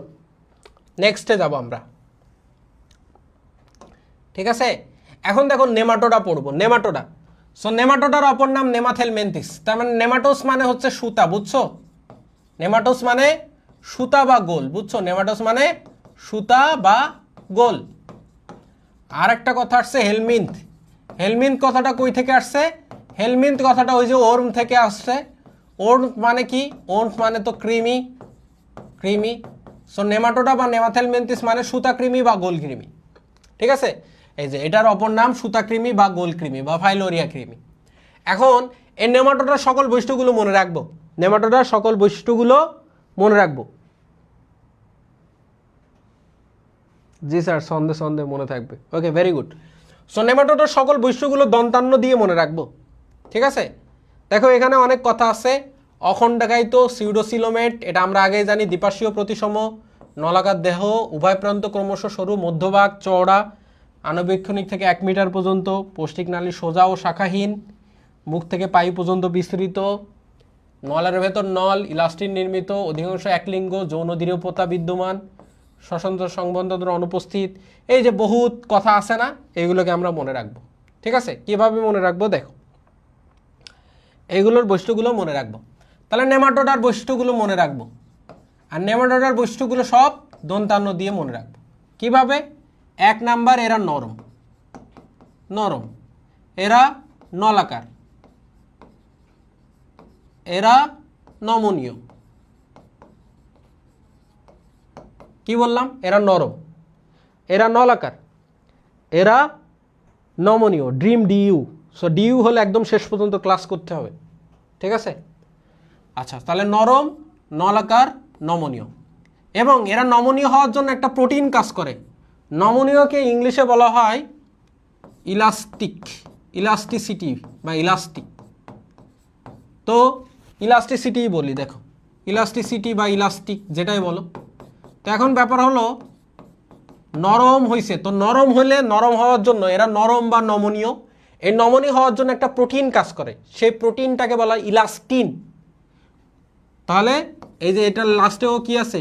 দন্তান্ন আছে, এইভাবে মনে রাখবো। সো এরা নরম বা নমনীয় হওয়ার জন্য যে প্রোটিনটা কাজ করে সেটাকে বলা হয় ইলাস্টিকের সাথে ইন যুক্ত করে দিলে ইলাস্টিন। তাহলে এরা নরম, নলাকার, নমনীয়। এবং এরা যে নমনীয় হয় কিসের জন্য? ইলাস্টিন নামক প্রোটিনের জন্য নমনীয় হয়। তারপরে খেয়াল করো, তারপরে খেয়াল করো, এরা নলের ভেতর নল বলা হয়, নলের ভেতর নল বলা হয় এদেরকে। কেন? কারণ একটার সাথে একটা পেঁচিয়ে পেঁচিয়ে থাকে, তাই বলা হয় এদেরকে tube within a tube, tube within a tube, tube within a tube বা নলের ভেতর নল, ঠিক আছে। ওকে, তারপরে হচ্ছে খেয়াল করো, এরা তাহলে দেখো দন্তান্ন দিয়ে কথাবার্তা বললাম, নলের ভেতর নল, ঠিক আছে। আচ্ছা, আরেকটা যৌন দ্বিরূপতা দেখা যায়, এদের কি বলা হয়? যৌন দ্বিরূপতা প্রাণী বলা হয়, যৌন দ্বিরূপতা। সো যৌন দ্বিরূপতা মানে কি? যৌন দ্বিরূপতা মানে হচ্ছে বাহ্যিক লক্ষণ দেখে যদি তুমি বুঝতে পারো এটা পুরুষ নাকি স্ত্রী, ঠিক আছে। বাহ্যিক লক্ষ্য দেখে যদি তুমি বুঝতে পারো এটা পুরুষ নাকি স্ত্রী, এটাকে বলা হয় যৌন দ্বিরূপতা, ঠিক আছে। তাহলে এরা যৌন দ্বিরূপতা প্রাণী। এবার দেখো, এরা তো অন্যের দেহে বাস করে, তার মানে কি? বাকি কথাগুলো দেখো, এরা পরজীবী, তার মানে পরজীবী, অন্যের দেহে বাস করে, তার মানে কি? এরা পরজীবী। আর এরা যেহেতু পরজীবী, তার মানে এদের কি শ্বসনতন্ত্র সংবহনতন্ত্রের দরকার আছে? নেই। তাহলে শ্বসনতন্ত্র ও সংবহনতন্ত্র অনুপস্থিত। থিঙ্কস দিয়ে মানে চিন্তা করে করে মনে রাখা যায়, দেখছো? শ্বসনতন্ত্র সংবহনতন্ত্র অনুপস্থিত, অনুপস্থিত, ঠিক আছে। ওকে, বুঝছো?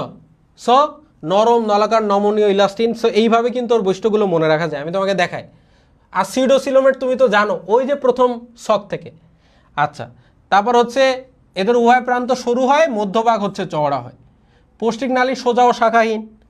তারপর হচ্ছে নলের ভেতর নল বললাম, ইলাস্টিন নির্মিত, অধিকাংশ একলিঙ্গ, কিছু ওই যে যৌন দৃঢ়তা বিদ্যমান এদের, শ্বসনতন্ত্র সংবহনতন্ত্র অনুপস্থিত, স্থলচর বা জলচর হয়, এগুলো এত বেশি ইম্পর্টেন্ট না, ঠিক আছে।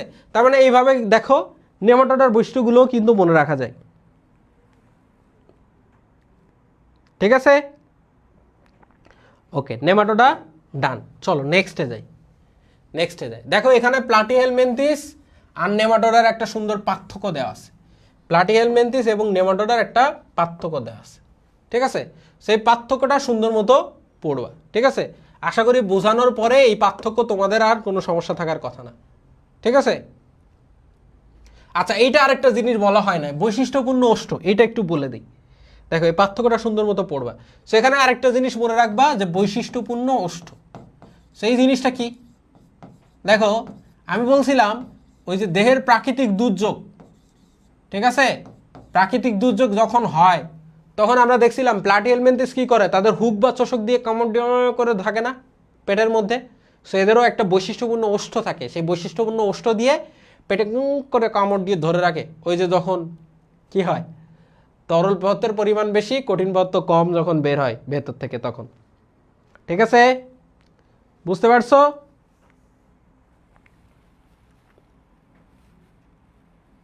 বুঝতে পারছো কি না?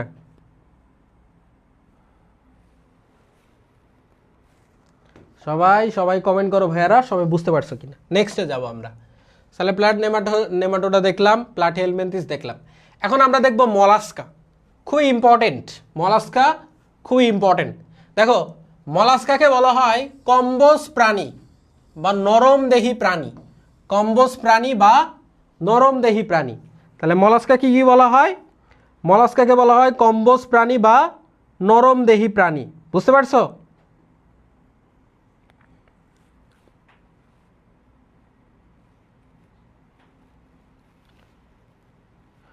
মলাস্কাকে কি বলা হয়?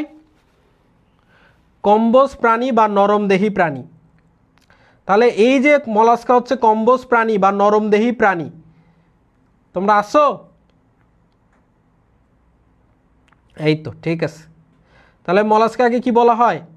কম্বোজ প্রাণী বা নরমদেহী প্রাণী। তাহলে মলাস্কা যেহেতু কম্বোজ প্রাণী বা নরমদেহী প্রাণী, এই মলাস্কাকে আবার বলা হয় দ্বিতীয় বৃহত্তম পর্ব।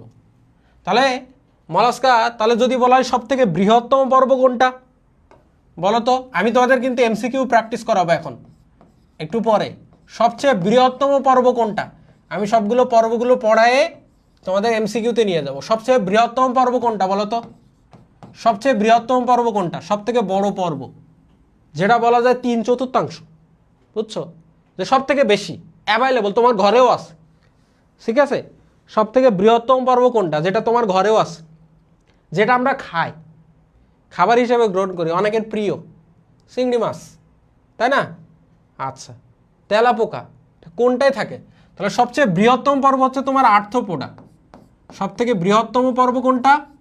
আর্থ্রোপোডা। আর্থ্রোপোডা হচ্ছে সব থেকে বৃহত্তম পর্ব। আর দ্বিতীয় বৃহত্তম পর্ব কোনটা ভাইয়া? দ্বিতীয় বৃহত্তম পর্ব, দ্বিতীয় বৃহত্তম পর্ব বলা হয় মলাস্কাকে।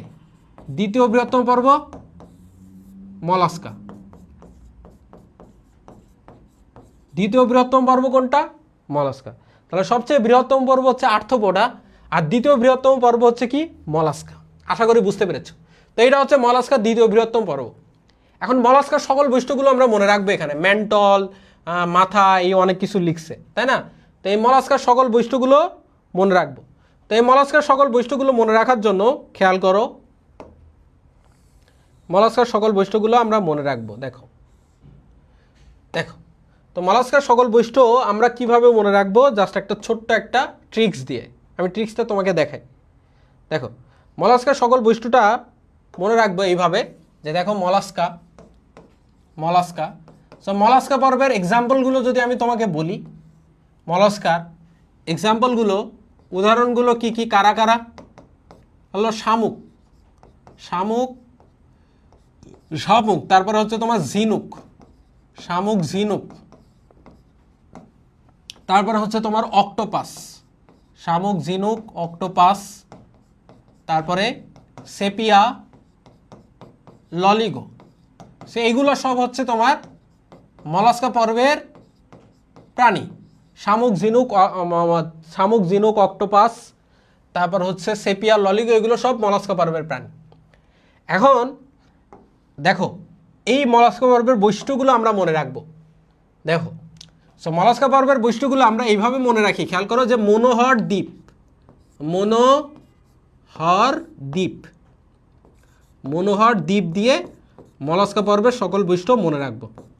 দেখো এই যে শামুক বা ঝিনুক এগুলা ভেতরে কেমন থাকে বলো তো ভাইয়া? ভেতরে এরা নরম, কিন্তু এদের বাইরে কি থাকে জানো? বাইরে একটা শক্ত এপিডার্মাল শক্ত একটা খোলক থাকে। শক্ত কি থাকে? বাইরে শক্ত খোলক থাকে, বুঝছো? তার মানে বলা হচ্ছে কি এই যে মলাস্কা ভেতরে নরম নরম দেই, কিন্তু এর বাইরে যে আবরণটা থাকে এটা হচ্ছে খুব শক্ত। বাইরের আবরণটা কি হয়? শক্ত খোলক দ্বারা আবৃত, এবং এরা ভেতরে নরম থাকে, এবং এদের মাথা সুস্পষ্ট ভাইয়া, মাথা সুস্পষ্ট। তারপর এদের নিচের দিকে মাংসল একটা পদ থাকে, পা, মাংসল পদ দিয়ে কুটু কুটু কুটু কুটু হেঁটে যায়। তাহলে এদের মাথা সুস্পষ্ট, মাংসল পদ থাকে, ঠিক আছে? ওকে, তাহলে এখানে এবং এদের একটা আবরণ থাকে যেটাকে বলা হয় ম্যান্টল, ম্যান্টল আবরণ। তাহলে এদের আবরণটাকে কি বলা হয়? ম্যান্টল আবরণ থাকে। সো এদের একটা মদি হচ্ছে ম্যান্টল আবরণ থাকে। আবার এই ম্যান্টলটাই এদের শ্বসন অঙ্গ হিসেবে কাজ করে। কি হিসেবে কাজ করে? শ্বসন অঙ্গ হিসেবে কাজ করে, ঠিক আছে? ঠিক আছে, এই জন্য এদেরকে বলা হয় অর্ধমুক্ত সংবহন তন্ত্র। সংবহনটা সম্পূর্ণ হয় না। কেন সম্পূর্ণ হয় না? কারণ কিছু অংশ ওদের খোলক নির্মাণে সহায়তা করতেছে। তাহলে লিখবো মাথা সুস্পষ্ট থাকে এদের, মাথা সুস্পষ্ট, মাথা সুস্পষ্ট। তারপরে কি থাকে? মাংসল পদ থাকে এদের, মাংসল পদ, পা থাকে।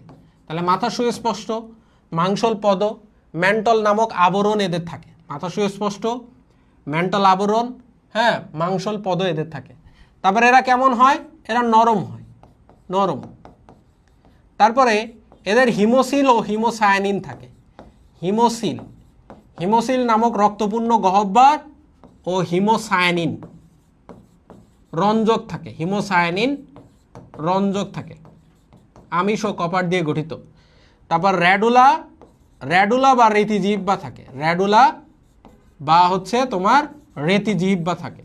র্যাডুলা বা রেতিজিহ্বা থাকে একটা ব্যতীত, সেটাকে বলা হয় বাইভ্যালভিয়া, বাইভ্যালভিয়া বা ঝিনুক ব্যতীত, ঝিনুক ব্যতীত, ঠিক আছে? তাহলে র্যাডুলা বা রেতিজিহ্বা থাকে, বাইভ্যালভিয়া যেটা ঝিনুক ব্যতীত। আর হচ্ছে দ্বীপ মানে হচ্ছে এরা দ্বিপার্শ্বীয় প্রতিসম হয়। একে লম্বা বরাবর যদি ভাগ করো তাহলে দুই ভাবে, মানে একদম মাঝ বরাবর দুই পাশে সমান হবে, ঠিক আছে? যেমন মানুষ, আমাদেরকে বলা হয় দ্বিপার্শ্বীয় প্রতিসম প্রাণী। আমাদের যদি এই স্যাজিটাল তল মাঝ বরাবর কাটা হয় তাহলে একদম দুই পাশে সমান ভাগে ভাগ হয়ে যাবে, ঠিক আছে? ঠিক আছে, তাহলে ম্যান্টল নামক আবরণ থাকে, মাথা সুস্পষ্ট, মাংসল পদ থাকে। আবার এদের ম্যান্টলটাই কি করে? সংবহন তন্ত্রের কাজ করে, তাই বলা হয় এদের অর্ধমুক্ত সংবহন তন্ত্র। এটাও মনে রাখবো, অর্ধমুক্ত সংবহন, ঠিক আছে? তো তুমি দেখো এই বৈশিষ্ট্যগুলো এখানে সুন্দর করে লেখা আছে। দেখো যে দেখো এদের র্যাডুলা বা রেতিজিহ্বা থাকে, বাইভ্যালভিয়া বা ঝিনুক ব্যতীত। পশ্চিমনাল পেছানো বা ইউ আকৃতির, এরা দ্বিপার্শ্বীয় প্রতিসম, ঠিক আছে? তারপরে হিমোসিল ও হিমোসায়ানিন থাকে। হিমোসায়ানিন আমিষ ও কপার দ্বারা গঠিত, রঞ্জক। তারপরে দেখো নরম হয়, মাংসল পদ, মাথা সুস্পষ্ট, অর্ধমুক্ত, মুক্ত সংবহন, ম্যান্টল যেটা খোলক গঠন করে এবং শোষণ করে, ঠিক আছে? বুঝতে পেরেছ? তাহলে ম্যান্টলটা কি করে?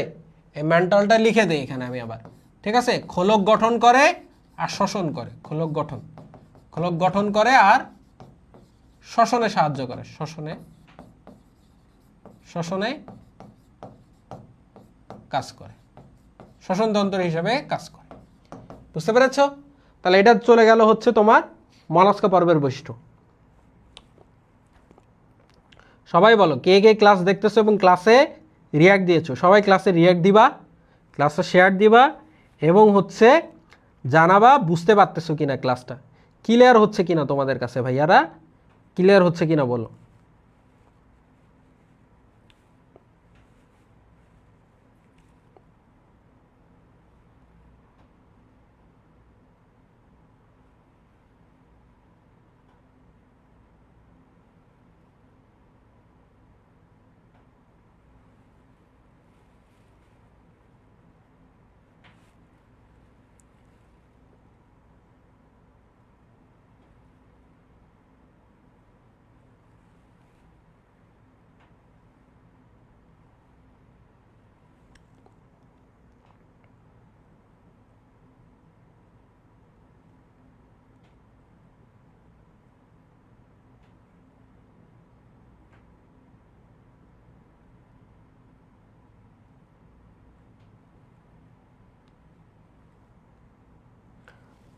ওকে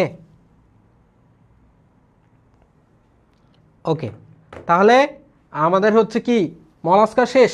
এখন আমরা চলে যাব, দেখো অ্যানিলিডা। অ্যানিলিডা তো চলে যাব, অ্যানিলিডা, ঠিক আছে। ওকে, সো অ্যানিলিডা, অ্যানিলিডা শব্দটাকে যদি ভাঙি ভাইয়া, খেয়াল করো, অ্যানিলিডা, অ্যানিলিডা, অ্যানিলিডা শব্দটাকে ভাঙলে দুইটা শব্দ পাওয়া যায়। একটা হচ্ছে অ্যানুলাস, অ্যানুলাস, আর একটা হচ্ছে তোমার আইডা। অ্যানুলাস বলতে বলা হয় আংটি, আর আইডা মানে আকৃতি। আংটি আকৃতির হয় এগুলো, এরকম আংটি আকৃতির মতো, এরকম এদের অনেকগুলো এরকম খণ্ড খণ্ড থাকে, বুঝছো, আংটির মতো এগুলো অনেকগুলো খণ্ড থাকে। সো অ্যানিলিডা বা অঙ্গুরিমাল, এদের সকল বৈশিষ্ট্যগুলো আমরা মনে রাখবো। অ্যানিলিডা বা অঙ্গুরিমাল, এদের সকল বৈশিষ্ট্যগুলো মনে রাখবো। এই কারা কারা আছে ক্লাসে একটু হাত তুলো দেখি। পা তুলতে হবে না, হাত তুলো শুধু, দেখি তাদেরকে দেখি। যারা যারা আসো দেখো, সবাই থাকবে না, সবাই ঢাকা ভার্সিটিতে চান্স পাবে না, সবাই ভালো ভালো ভার্সিটিতে চান্স পাবে না, তাই না? ক্লাসের শুরুতে দেখবা অনেকে আছে, আস্তে আস্তে ঝরে যাবে। দেখো যখন তুমি তোমার শুরু করছো, যখন তুমি তোমার স্কুল জীবন শুরু করছো, দেখছো যে তোমার সাথে অনেকেই পড়াশোনা করতো। আস্তে আস্তে ক্লাস 5-এ যখন উঠছো, 5-এর পরে 6-এ যখন উঠছো, তখন দেখতেছো অনেকে হারায় গেছে। আবার 6 থেকে 8 পর্যন্ত আসছো, দেখতেছো আরও কিছু মানুষ হারায় গেছে, আরও কিছু বন্ধু তোমার হারায় গেছে। ক্লাস 10 পাস করে গেছো, এসএসসি শেষ, তারপরে দেখবে যে আরও অনেকে হারায় গেছে। তারপরে ইন্টারমিডিয়েট শেষ করছো, দেখছো অনেকে হারাই গিয়েছে, আরও অনেকে হারাই গেছে। এখন তুমি আস্তে আস্তে ভার্সিটিতে যাবা, দেখবা আরও অনেক হারাই গিয়েছে। তো সবাই থাকবে না, সবার জন্য পড়াশুনো না, ঠিক আছে? সবার জন্য পড়াশুনো না, সবাই ভালো জায়গায় চান্স পাবে না, সবাই ভালো কিছু করবে না, তাই না? কষ্ট করতে হবে তো, এত সহজ, এত সহজে তো চান্স পাওয়া যায় না, তাই না? কষ্ট করতে হবে, এগুলো তো এমনি এমনি হয় না।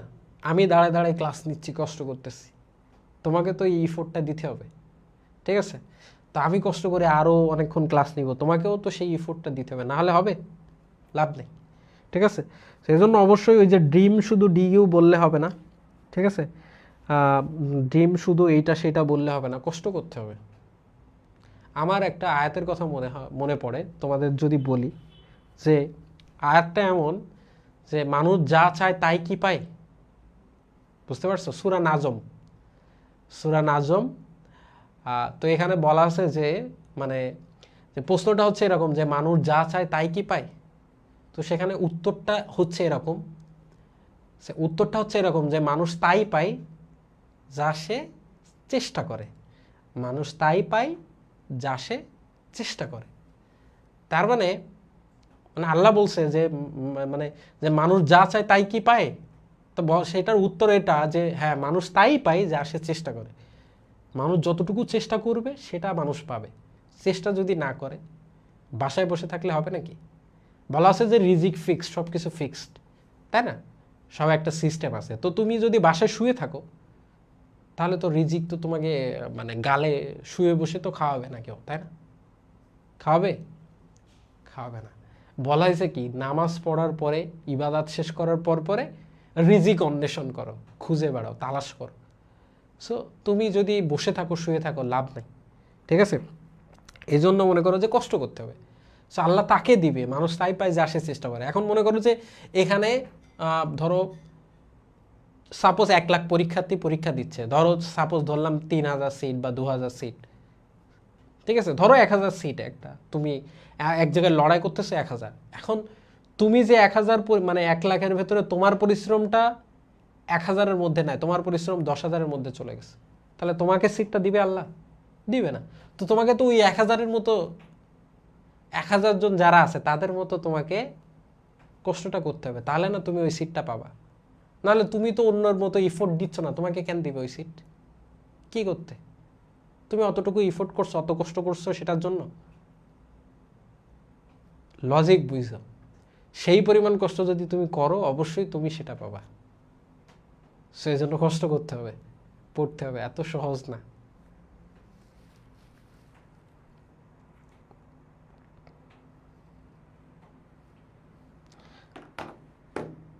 ঠিক আছে, বুঝতে পারছো? চলো দেখি শুরু করি।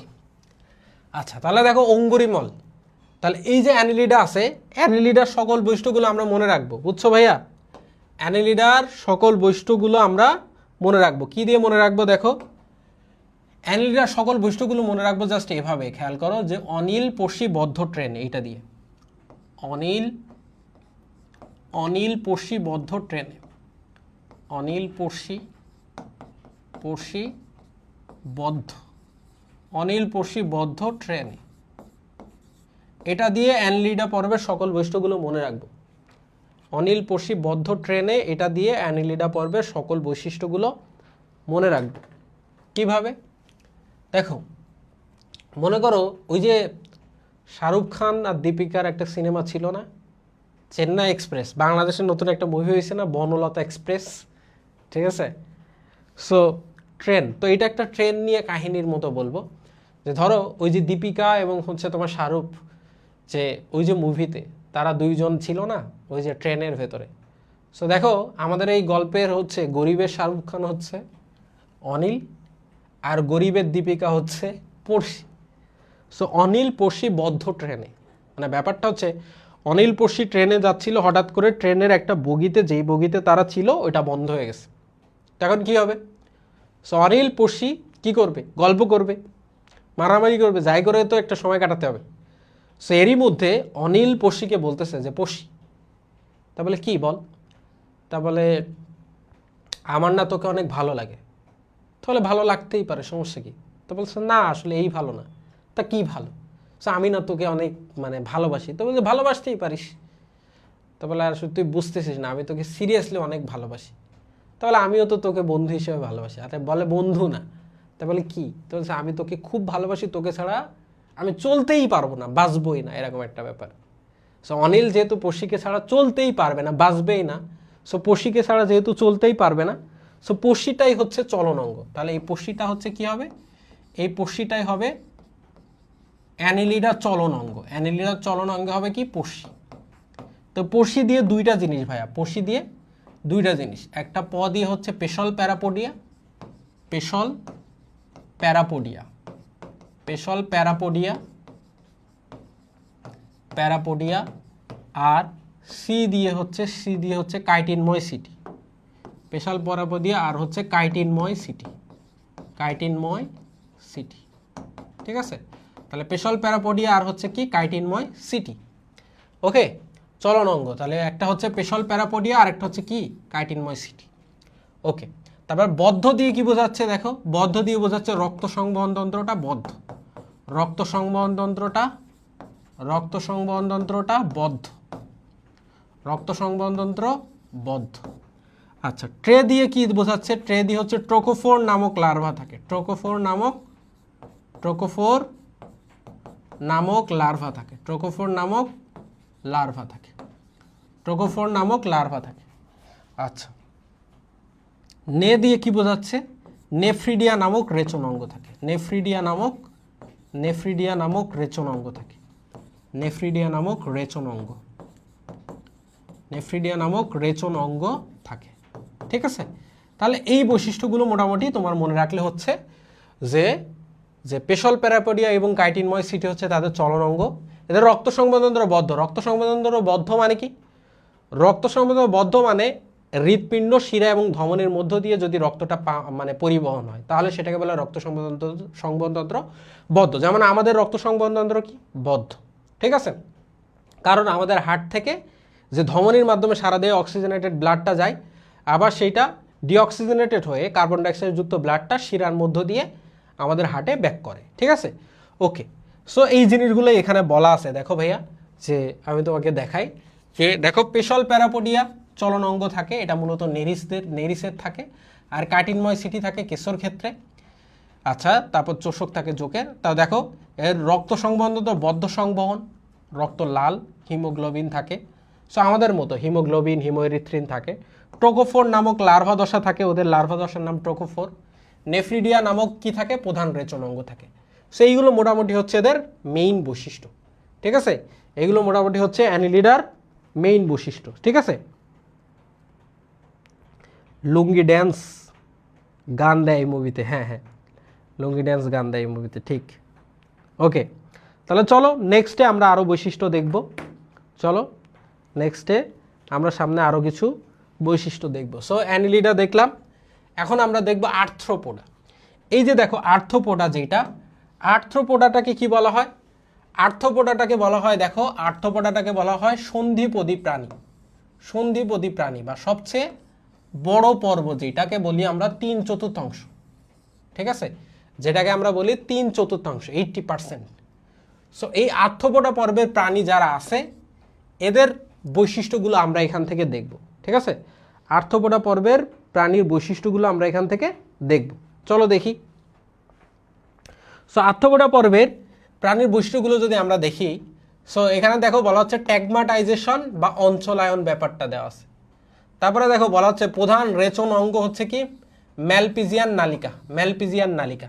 এছাড়াও কক্সাল, অ্যান্টেনাল, ম্যাক্সিলারি গ্রন্থি থাকে। রক্ত সংবহনতন্ত্রটা কেমন? উন্মুক্ত, হিমোসিল থাকে। শ্বসনটা হচ্ছে কি ট্রাকিয়া, ফুলকা বা বুকগিল, বুকলাং থাকে। দেহে কি থাকে? কাইটিন নির্মিত শক্ত বহিকঙ্কাল দিয়ে আবৃত এবং সন্ধিযুক্ত উপাঙ্গ বিশিষ্ট। মস্তকে এক জোড়া অ্যান্টিনি ও এক জোড়া পুঞ্জাক্ষী থাকে। সো এদের সকল বৈশিষ্ট্যগুলো আমরা কিভাবে সুন্দর মতো মনে রাখবো সেটা আমি তোমাদেরকে এখন দেখাচ্ছি। দেখো এই আর্থ্রোপোডা পর্বের সকল বৈশিষ্ট্যগুলো আমরা এখন মনে রাখবো। আর্থ্রোপোডা, দেখো আর্থ্রোপোডা পর্বের সকল বৈশিষ্ট্যগুলো আমরা মনে রাখবো। সো আর্থ্রোপোডা পর্বের সকল বৈশিষ্ট্যগুলো মনে রাখবো। সো এটাকে সবচেয়ে বৃহৎ পর্ব বলা হচ্ছে, সবচেয়ে বৃহৎ পর্ব বলা হচ্ছে এটাকে, সবচেয়ে বৃহৎ পর্ব। তাহলে আর্থ্রোপোডা পর্ব এটাকে বলা হচ্ছে কি সবচেয়ে বৃহৎ পর্ব, ঠিক আছে। তাহলে সবচেয়ে বৃহৎ পর্ব এটা। তো এই যে সবচেয়ে বৃহৎ পর্ব আর্থ্রোপোডা, এটা মনে রাখবো হচ্ছে কিভাবে জানো? মনে রাখবে এইভাবে, এর বৈশিষ্ট্যগুলো যে খেয়াল করো আমি লিখি, হ্যাঁ। কাহিপুরের আমটক, এভাবে আমি মনে রাখি যে কাহিপুরের আমটক, এটা দিয়ে মনে রাখি, খেয়াল করো আমটক। এটা দিয়ে এই আর্থ্রোপোডা পর্বের সকল বৈশিষ্ট্যগুলো মনে রাখবো, ঠিক আছে। তো আর্থ্রোপোডা পর্বের সকল বৈশিষ্ট্য মনে রাখার জন্য কি বললাম তাহলে? কাহিপুরের আমটক। তো কা দিয়ে হচ্ছে তোমার এখানে কি থাকে জানো? এদের কা দিয়ে হচ্ছে কক্সাল গ্রন্থি থাকে। কি থাকে? কক্সাল গ্রন্থি, ঠিক আছে। আচ্ছা, হ দিয়ে কি? হ দিয়ে হচ্ছে হিমোসিল থাকে। হিমোসিল নামক রক্তপূর্ণ গহ্বর, হিমোসিল থাকে। ওকে। প দিয়ে হচ্ছে কি থাকে? এদের পুঞ্জাক্ষী থাকে। কি থাকে? পুঞ্জাক্ষী থাকে ভাইয়া, পুঞ্জাক্ষী মানে কি? পুঞ্জাক্ষী মানে হচ্ছে তোমার জটিল চক্ষু,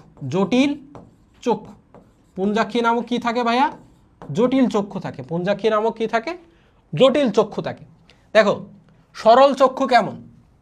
সরল চক্ষু হচ্ছে এরকম, যে আমাদের থাকে সরল চক্ষু। আর জটিল চক্ষুটা কেমন? জটিল চক্ষুটা হচ্ছে এরকম, দেখো যে অনেকগুলো ওমাটিডিয়াম থাকে ভেতরে, অনেকগুলো এরকম ওমাটিডিয়াম, ছোট ছোট খণ্ড অনেকগুলো এরকম কি থাকে? ওমাটিডিয়াম থাকে। অনেকগুলো কি থাকে? ওমাটিডিয়াম থাকে। এটাকে বলা হয় জটিল চক্ষু। সেদের থাকে হচ্ছে কি জটিল চক্ষু। সো পুঞ্জাক্ষী থাকে, যেটাকে বলা হয় জটিল চক্ষু। রতে হচ্ছে কি হয়? এদের রূপান্তর হয়, ঠিক আছে। এখন আমি তোমাকে দেখাই এদের দিয়ে আর কি কি বৈশিষ্ট্য লেখা যায়। দেখো ট্যাগমাটাইজেশন লেখা যায়, ট্যাগমাটাইজেশন। তাহলে ট দিয়ে কি লিখতে পারো তুমি? দেখো ট্যাগমাটাইজেশন, ট্যাগমাটা লিখতে পারো, ট্যাগমাটা। আবার কি লিখতে পারো? ট্যাগমাটাইজেশন দেখতে পারো, ট্যাগমাটাইজেশন। এখন ট্যাগমাটা কি আর ট্যাগমাটাইজেশন কি এটা আমি তোমাকে বুঝাই। খেয়াল করো, এদের দেহটাকে তিনটা ভাগে ভাগ করা যায়। এদের দেহটাকে কয়টা ভাগে ভাগ করা যায়? তিনটা ভাগে। একটা মস্তক, বক্ষ, আর একটা হচ্ছে উদর। তাহলে এদের দেহটাকে কয়টা ভাগে ভাগ করা যায়? তিনটা। এইগুলোকে বলা হয় ট্যাগমাটায় বিভক্ত। এদের দেহটা কি? ট্যাগমাটায় বিভক্ত বা ট্যাগমাটাইজেশন বা অঞ্চলায়ন হয় এদের, ঠিক আছে। দেহটা তিনটা খণ্ডে বিভক্ত থাকে। আচ্ছা, তারপরে দেখো তো ট দিয়ে কিছু আছে কিনা তুমি দেখে নাও। যে দেখো এখানে দেখছো ট্যাগমাটাইজেশন, ট দিয়ে কিছু আছে, দেখো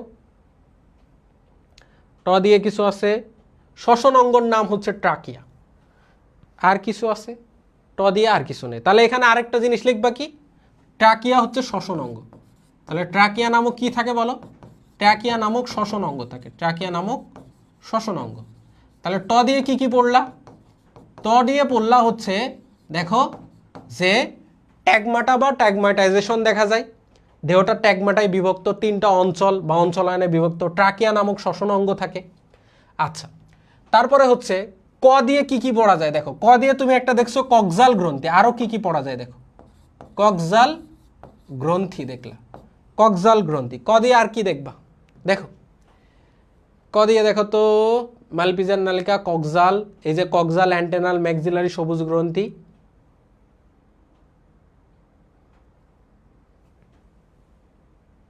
ক দিয়ে কিন্তু আর তেমন কিছু নাই, শেষ। তারপরে তুমি কি দেখছো এখানে দেখো, হ দিয়ে কি আছে দেখো, হিমোসিল আছে দেখো, হিমোসিল। হিমোসিল মানে কি? হিম মানে রক্ত আর সিল মানে গহ্বর, এই যে দেখো হিমোসিল, হিমোসিল আছে, ঠিক আছে। তাহলে হিমোসিল নামক কি থাকে? রক্তপূর্ণ গহ্বর থাকে। আচ্ছা, প দিয়ে কি? পুঞ্জাক্ষী থাকে বা জটিল চক্ষু থাকে। প দিয়ে হচ্ছে কি? পুঞ্জাক্ষী বা জটিল চক্ষু থাকে। দেখো কই,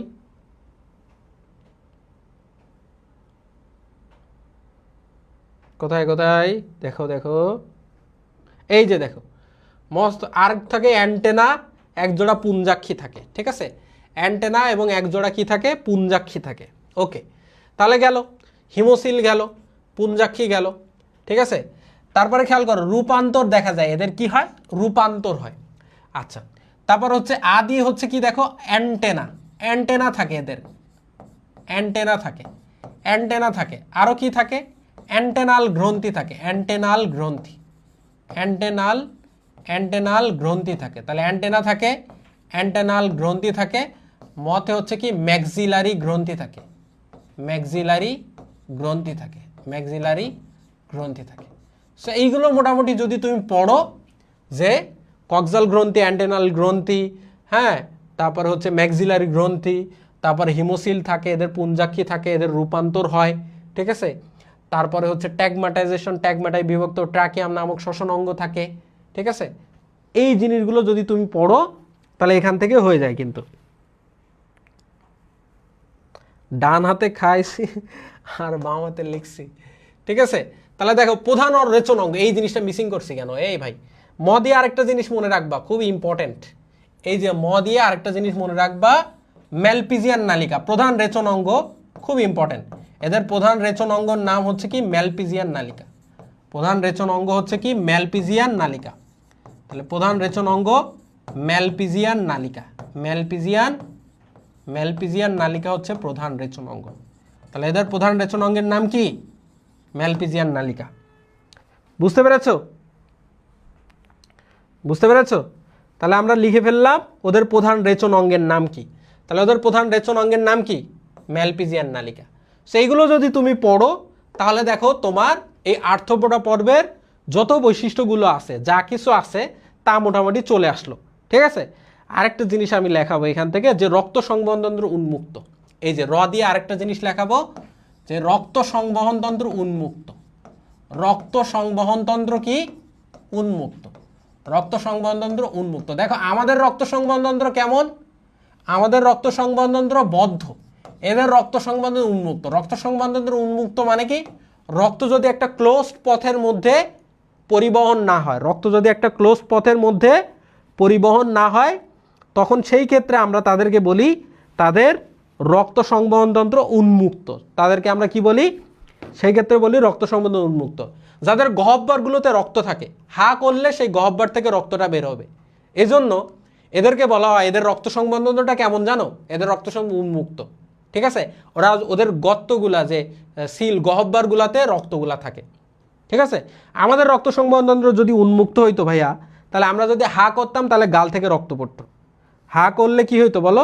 গাল থেকে রক্ত পড়তো। এই বলো, বুঝতেছো ব্যাপারগুলো? আমি চাচ্ছিলাম ক্লাসটা আজকেই শেষ করতে, আরও 1-1.5 ঘন্টা লাগতো, কিন্তু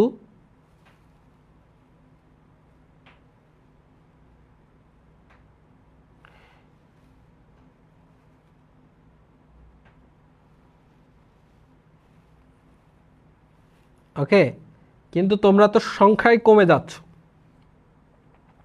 দেখো বুঝতে পারছো কি? সবাই জানাও ক্লিয়ার কিনা, সবাই জানাও ক্লিয়ার কিনা। ওকে, নেক্সট আমরা হচ্ছে পড়বো একাইনোডার্মাটা। একাইনোডার্মাটা, দেখো এই একাইনোডার্মাটা, একাইনেটাস, একাইনেটাস বলতে বোঝায় হচ্ছে কাটা, আর ডার্মা মানে ত্বক। একাইনোডার্মাটা কণ্টক ত্বক, কাঁটাযুক্ত ত্বক বা কণ্টক ত্বক প্রাণী। সো একাইনোডার্মাটার সকল বৈশিষ্ট্যগুলো মনে রাখবো আমরা এখন। একাইনোডার্মাটার সকল বৈশিষ্ট্যগুলো মনে রাখবো, ঠিক আছে? চলো একাইনোডার্মাটার সকল বৈশিষ্ট্যগুলো মনে রাখবো এখন আমরা। সো একাইনোডার্মাটার সকল বৈশিষ্ট্যগুলো এইভাবে মনে রাখা যায়। দেখো আমি তোমাদেরকে বোঝাই, দেখো এখানে কি কি আছে। যে প্রথমে বলা হচ্ছে দেহত্বক, এই যে কষ্টকময় না, এরকম হবে দেহত্বক কণ্টকময়। দেহত্বক কণ্টকময়। কণ্টকময় মানে কি জানো? কণ্টকময় মানে কাঁটাযুক্ত, ঠিক আছে? আচ্ছা, এদের কাঁটা থাকে ত্বকে, ঠিক আছে? সকলেই সামুদ্রিক, পানি সংবহনতন্ত্র বিদ্যমান, রেচনতন্ত্র, রক্ত সংবহনতন্ত্র, মস্তক নেই।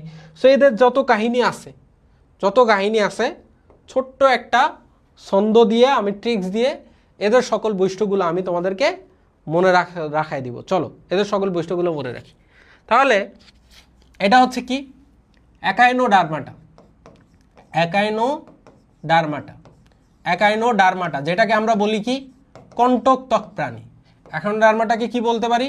কণ্টক ত্বক প্রাণী। কণ্টক ত্বক প্রাণী, তাহলে একাইনোডার্মাটাকে বলি হচ্ছে কণ্টক ত্বক প্রাণী। ওকে, তাহলে একাইনোডার্মাটাকে আমরা কি বলবো? কণ্টক ত্বক প্রাণী। সেই যে কণ্টক ত্বক প্রাণী যেটা একাইনোডার্মাটা, এদের সকল বৈশিষ্ট্যগুলো আমরা এখন এখানে মনে রাখবো। কিভাবে মনে রাখবো? এভাবে দেখো, খেয়াল করো যে একাইনো মুক্ত সাঁতারু, একাইনো মুক্ত সাঁতারু, একাইনো মুক্ত সাঁতারু 5 অরীয় প্রতিসম।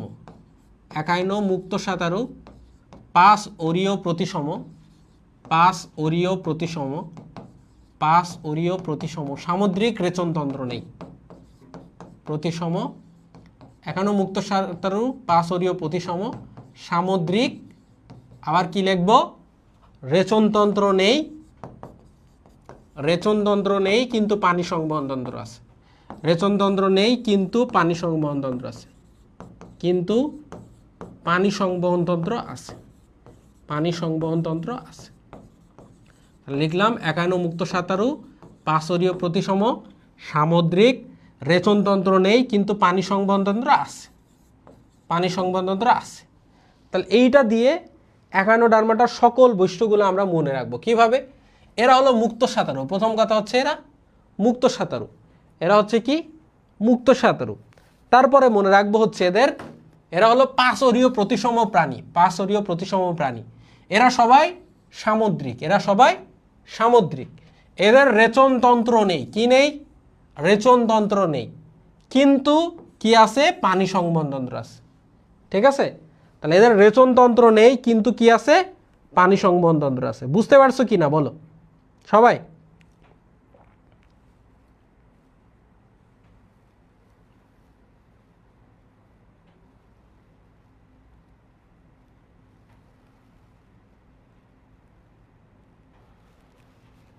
ঠিক আছে, বুঝতে পারছো সবাই? একটু কমেন্ট করো দেখি।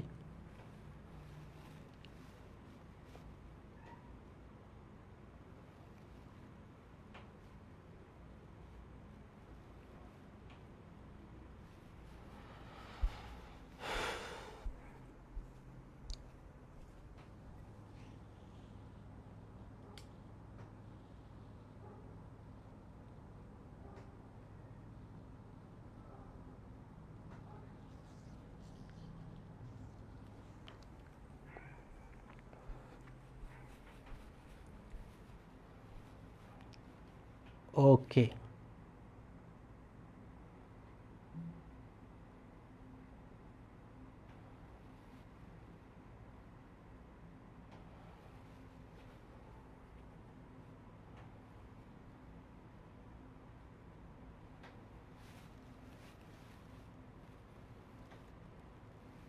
ওকে, চলো দেখি তাহলে বৈশিষ্ট্যগুলো পড়াই। এখন তোমরা বলো এই চ্যাপ্টারটা পুরো ক্লোজ করবো আজকে, সম্পূর্ণ শেষ করবো, নাকি আরেকদিন ক্লাস করতে চাও বলো? কষ্ট হয়ে যাচ্ছে প্রথমে এত নিতে?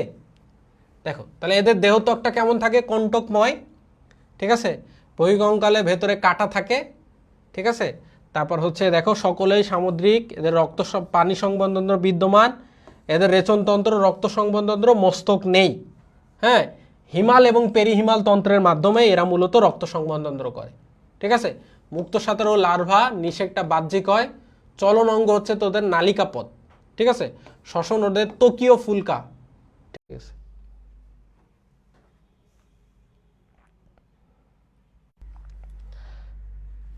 ওকে, তোমরা মনে হয় আবার লাইভ দেখতে পাচ্ছ তাই না? আচ্ছা শোনো তাহলে, যে আমি তো চেয়েছিলাম যে আজকে ক্লাসটা সম্পূর্ণ শেষ করব, ঠিক আছে, কিন্তু বিদ্যুৎ চলে গিয়েছে, তোমরা দেখতে পাচ্ছ কিনা এখনো?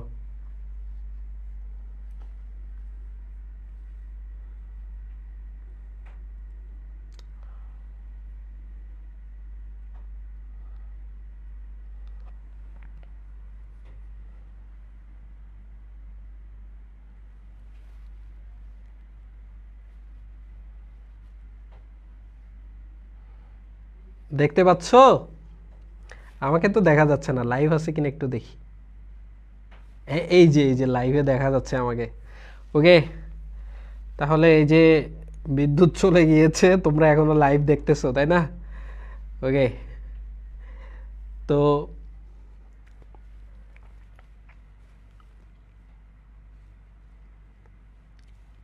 কেয়ার করার বলো, শেষ করে দিব তাই না? ওকে, সো আমরা চেয়েছিলাম যে তোমাদের সাথে ক্লাসটা শেষ করবো আজকে, কিন্তু এখন দেখো রাত বাজে 11টা, রাত 11টার সময় এই যে বিদ্যুৎ চলে গিয়েছে হঠাৎ। কি অবস্থা, ঢাকা শহরে বিদ্যুৎ যাচ্ছে, গ্রামে তাহলে কি অবস্থা? বসুন্ধরাতে থেকে এভাবে বিদ্যুৎ যায়। আচ্ছা ঠিক আছে, দেখো তাহলে শেষ করে দেই, আজকে ক্লাসটা শেষ করে দিব। তোমাদের হচ্ছে নেক্সট মানে শেষ করতে পারতেছি না আর কি এই চ্যাপ্টারটার ক্লাসটা। আগামীকাল আবার ঠিক 9টায় কিন্তু আমি আসবো, ঠিক আছে। আগামীকাল আবার রাত 9টায় এসে বাকি অংশটুকু ইনশাল্লাহ শেষ করে দিব, ঠিক আছে। তাহলে আগামীকাল রাতে 9টায় বাকি অংশগুলো শেষ করে দিব, ঠিক আছে। ততক্ষণে সবাই ভালো থাকো, সুস্থ থাকো, হ্যাঁ, ভালো করে পড়াশুনো করো, আর বাবা মায়ের থেকে দোয়া নাও, ঠিক আছে। আর নামাজ কিন্তু ঠিকঠাক মতো পড়বা, যে যেই ধর্মের আছে সেই ধর্মের কি সব কিছু ঠিকঠাক মতো পালন করো, সৃষ্টিকর্তার কাছে চাও, ইনশাল্লাহ তুমি ভালো কিছু করতে পারবা। তো আশা করি সবাই বুঝতে পারছো ক্লাস। তো দেখা হচ্ছে আগামীকাল আবার রাত 9টায়, আমরা এই চ্যাপ্টারের বাকি অংশটুকু নিয়ে ক্লাসে আবার উপস্থিত হয়ে যাব, ঠিক আছে। তো আল্লাহ হাফেজ, সবাই ভালো থাকো, সুস্থ থাকো, আসসালামু আলাইকুম।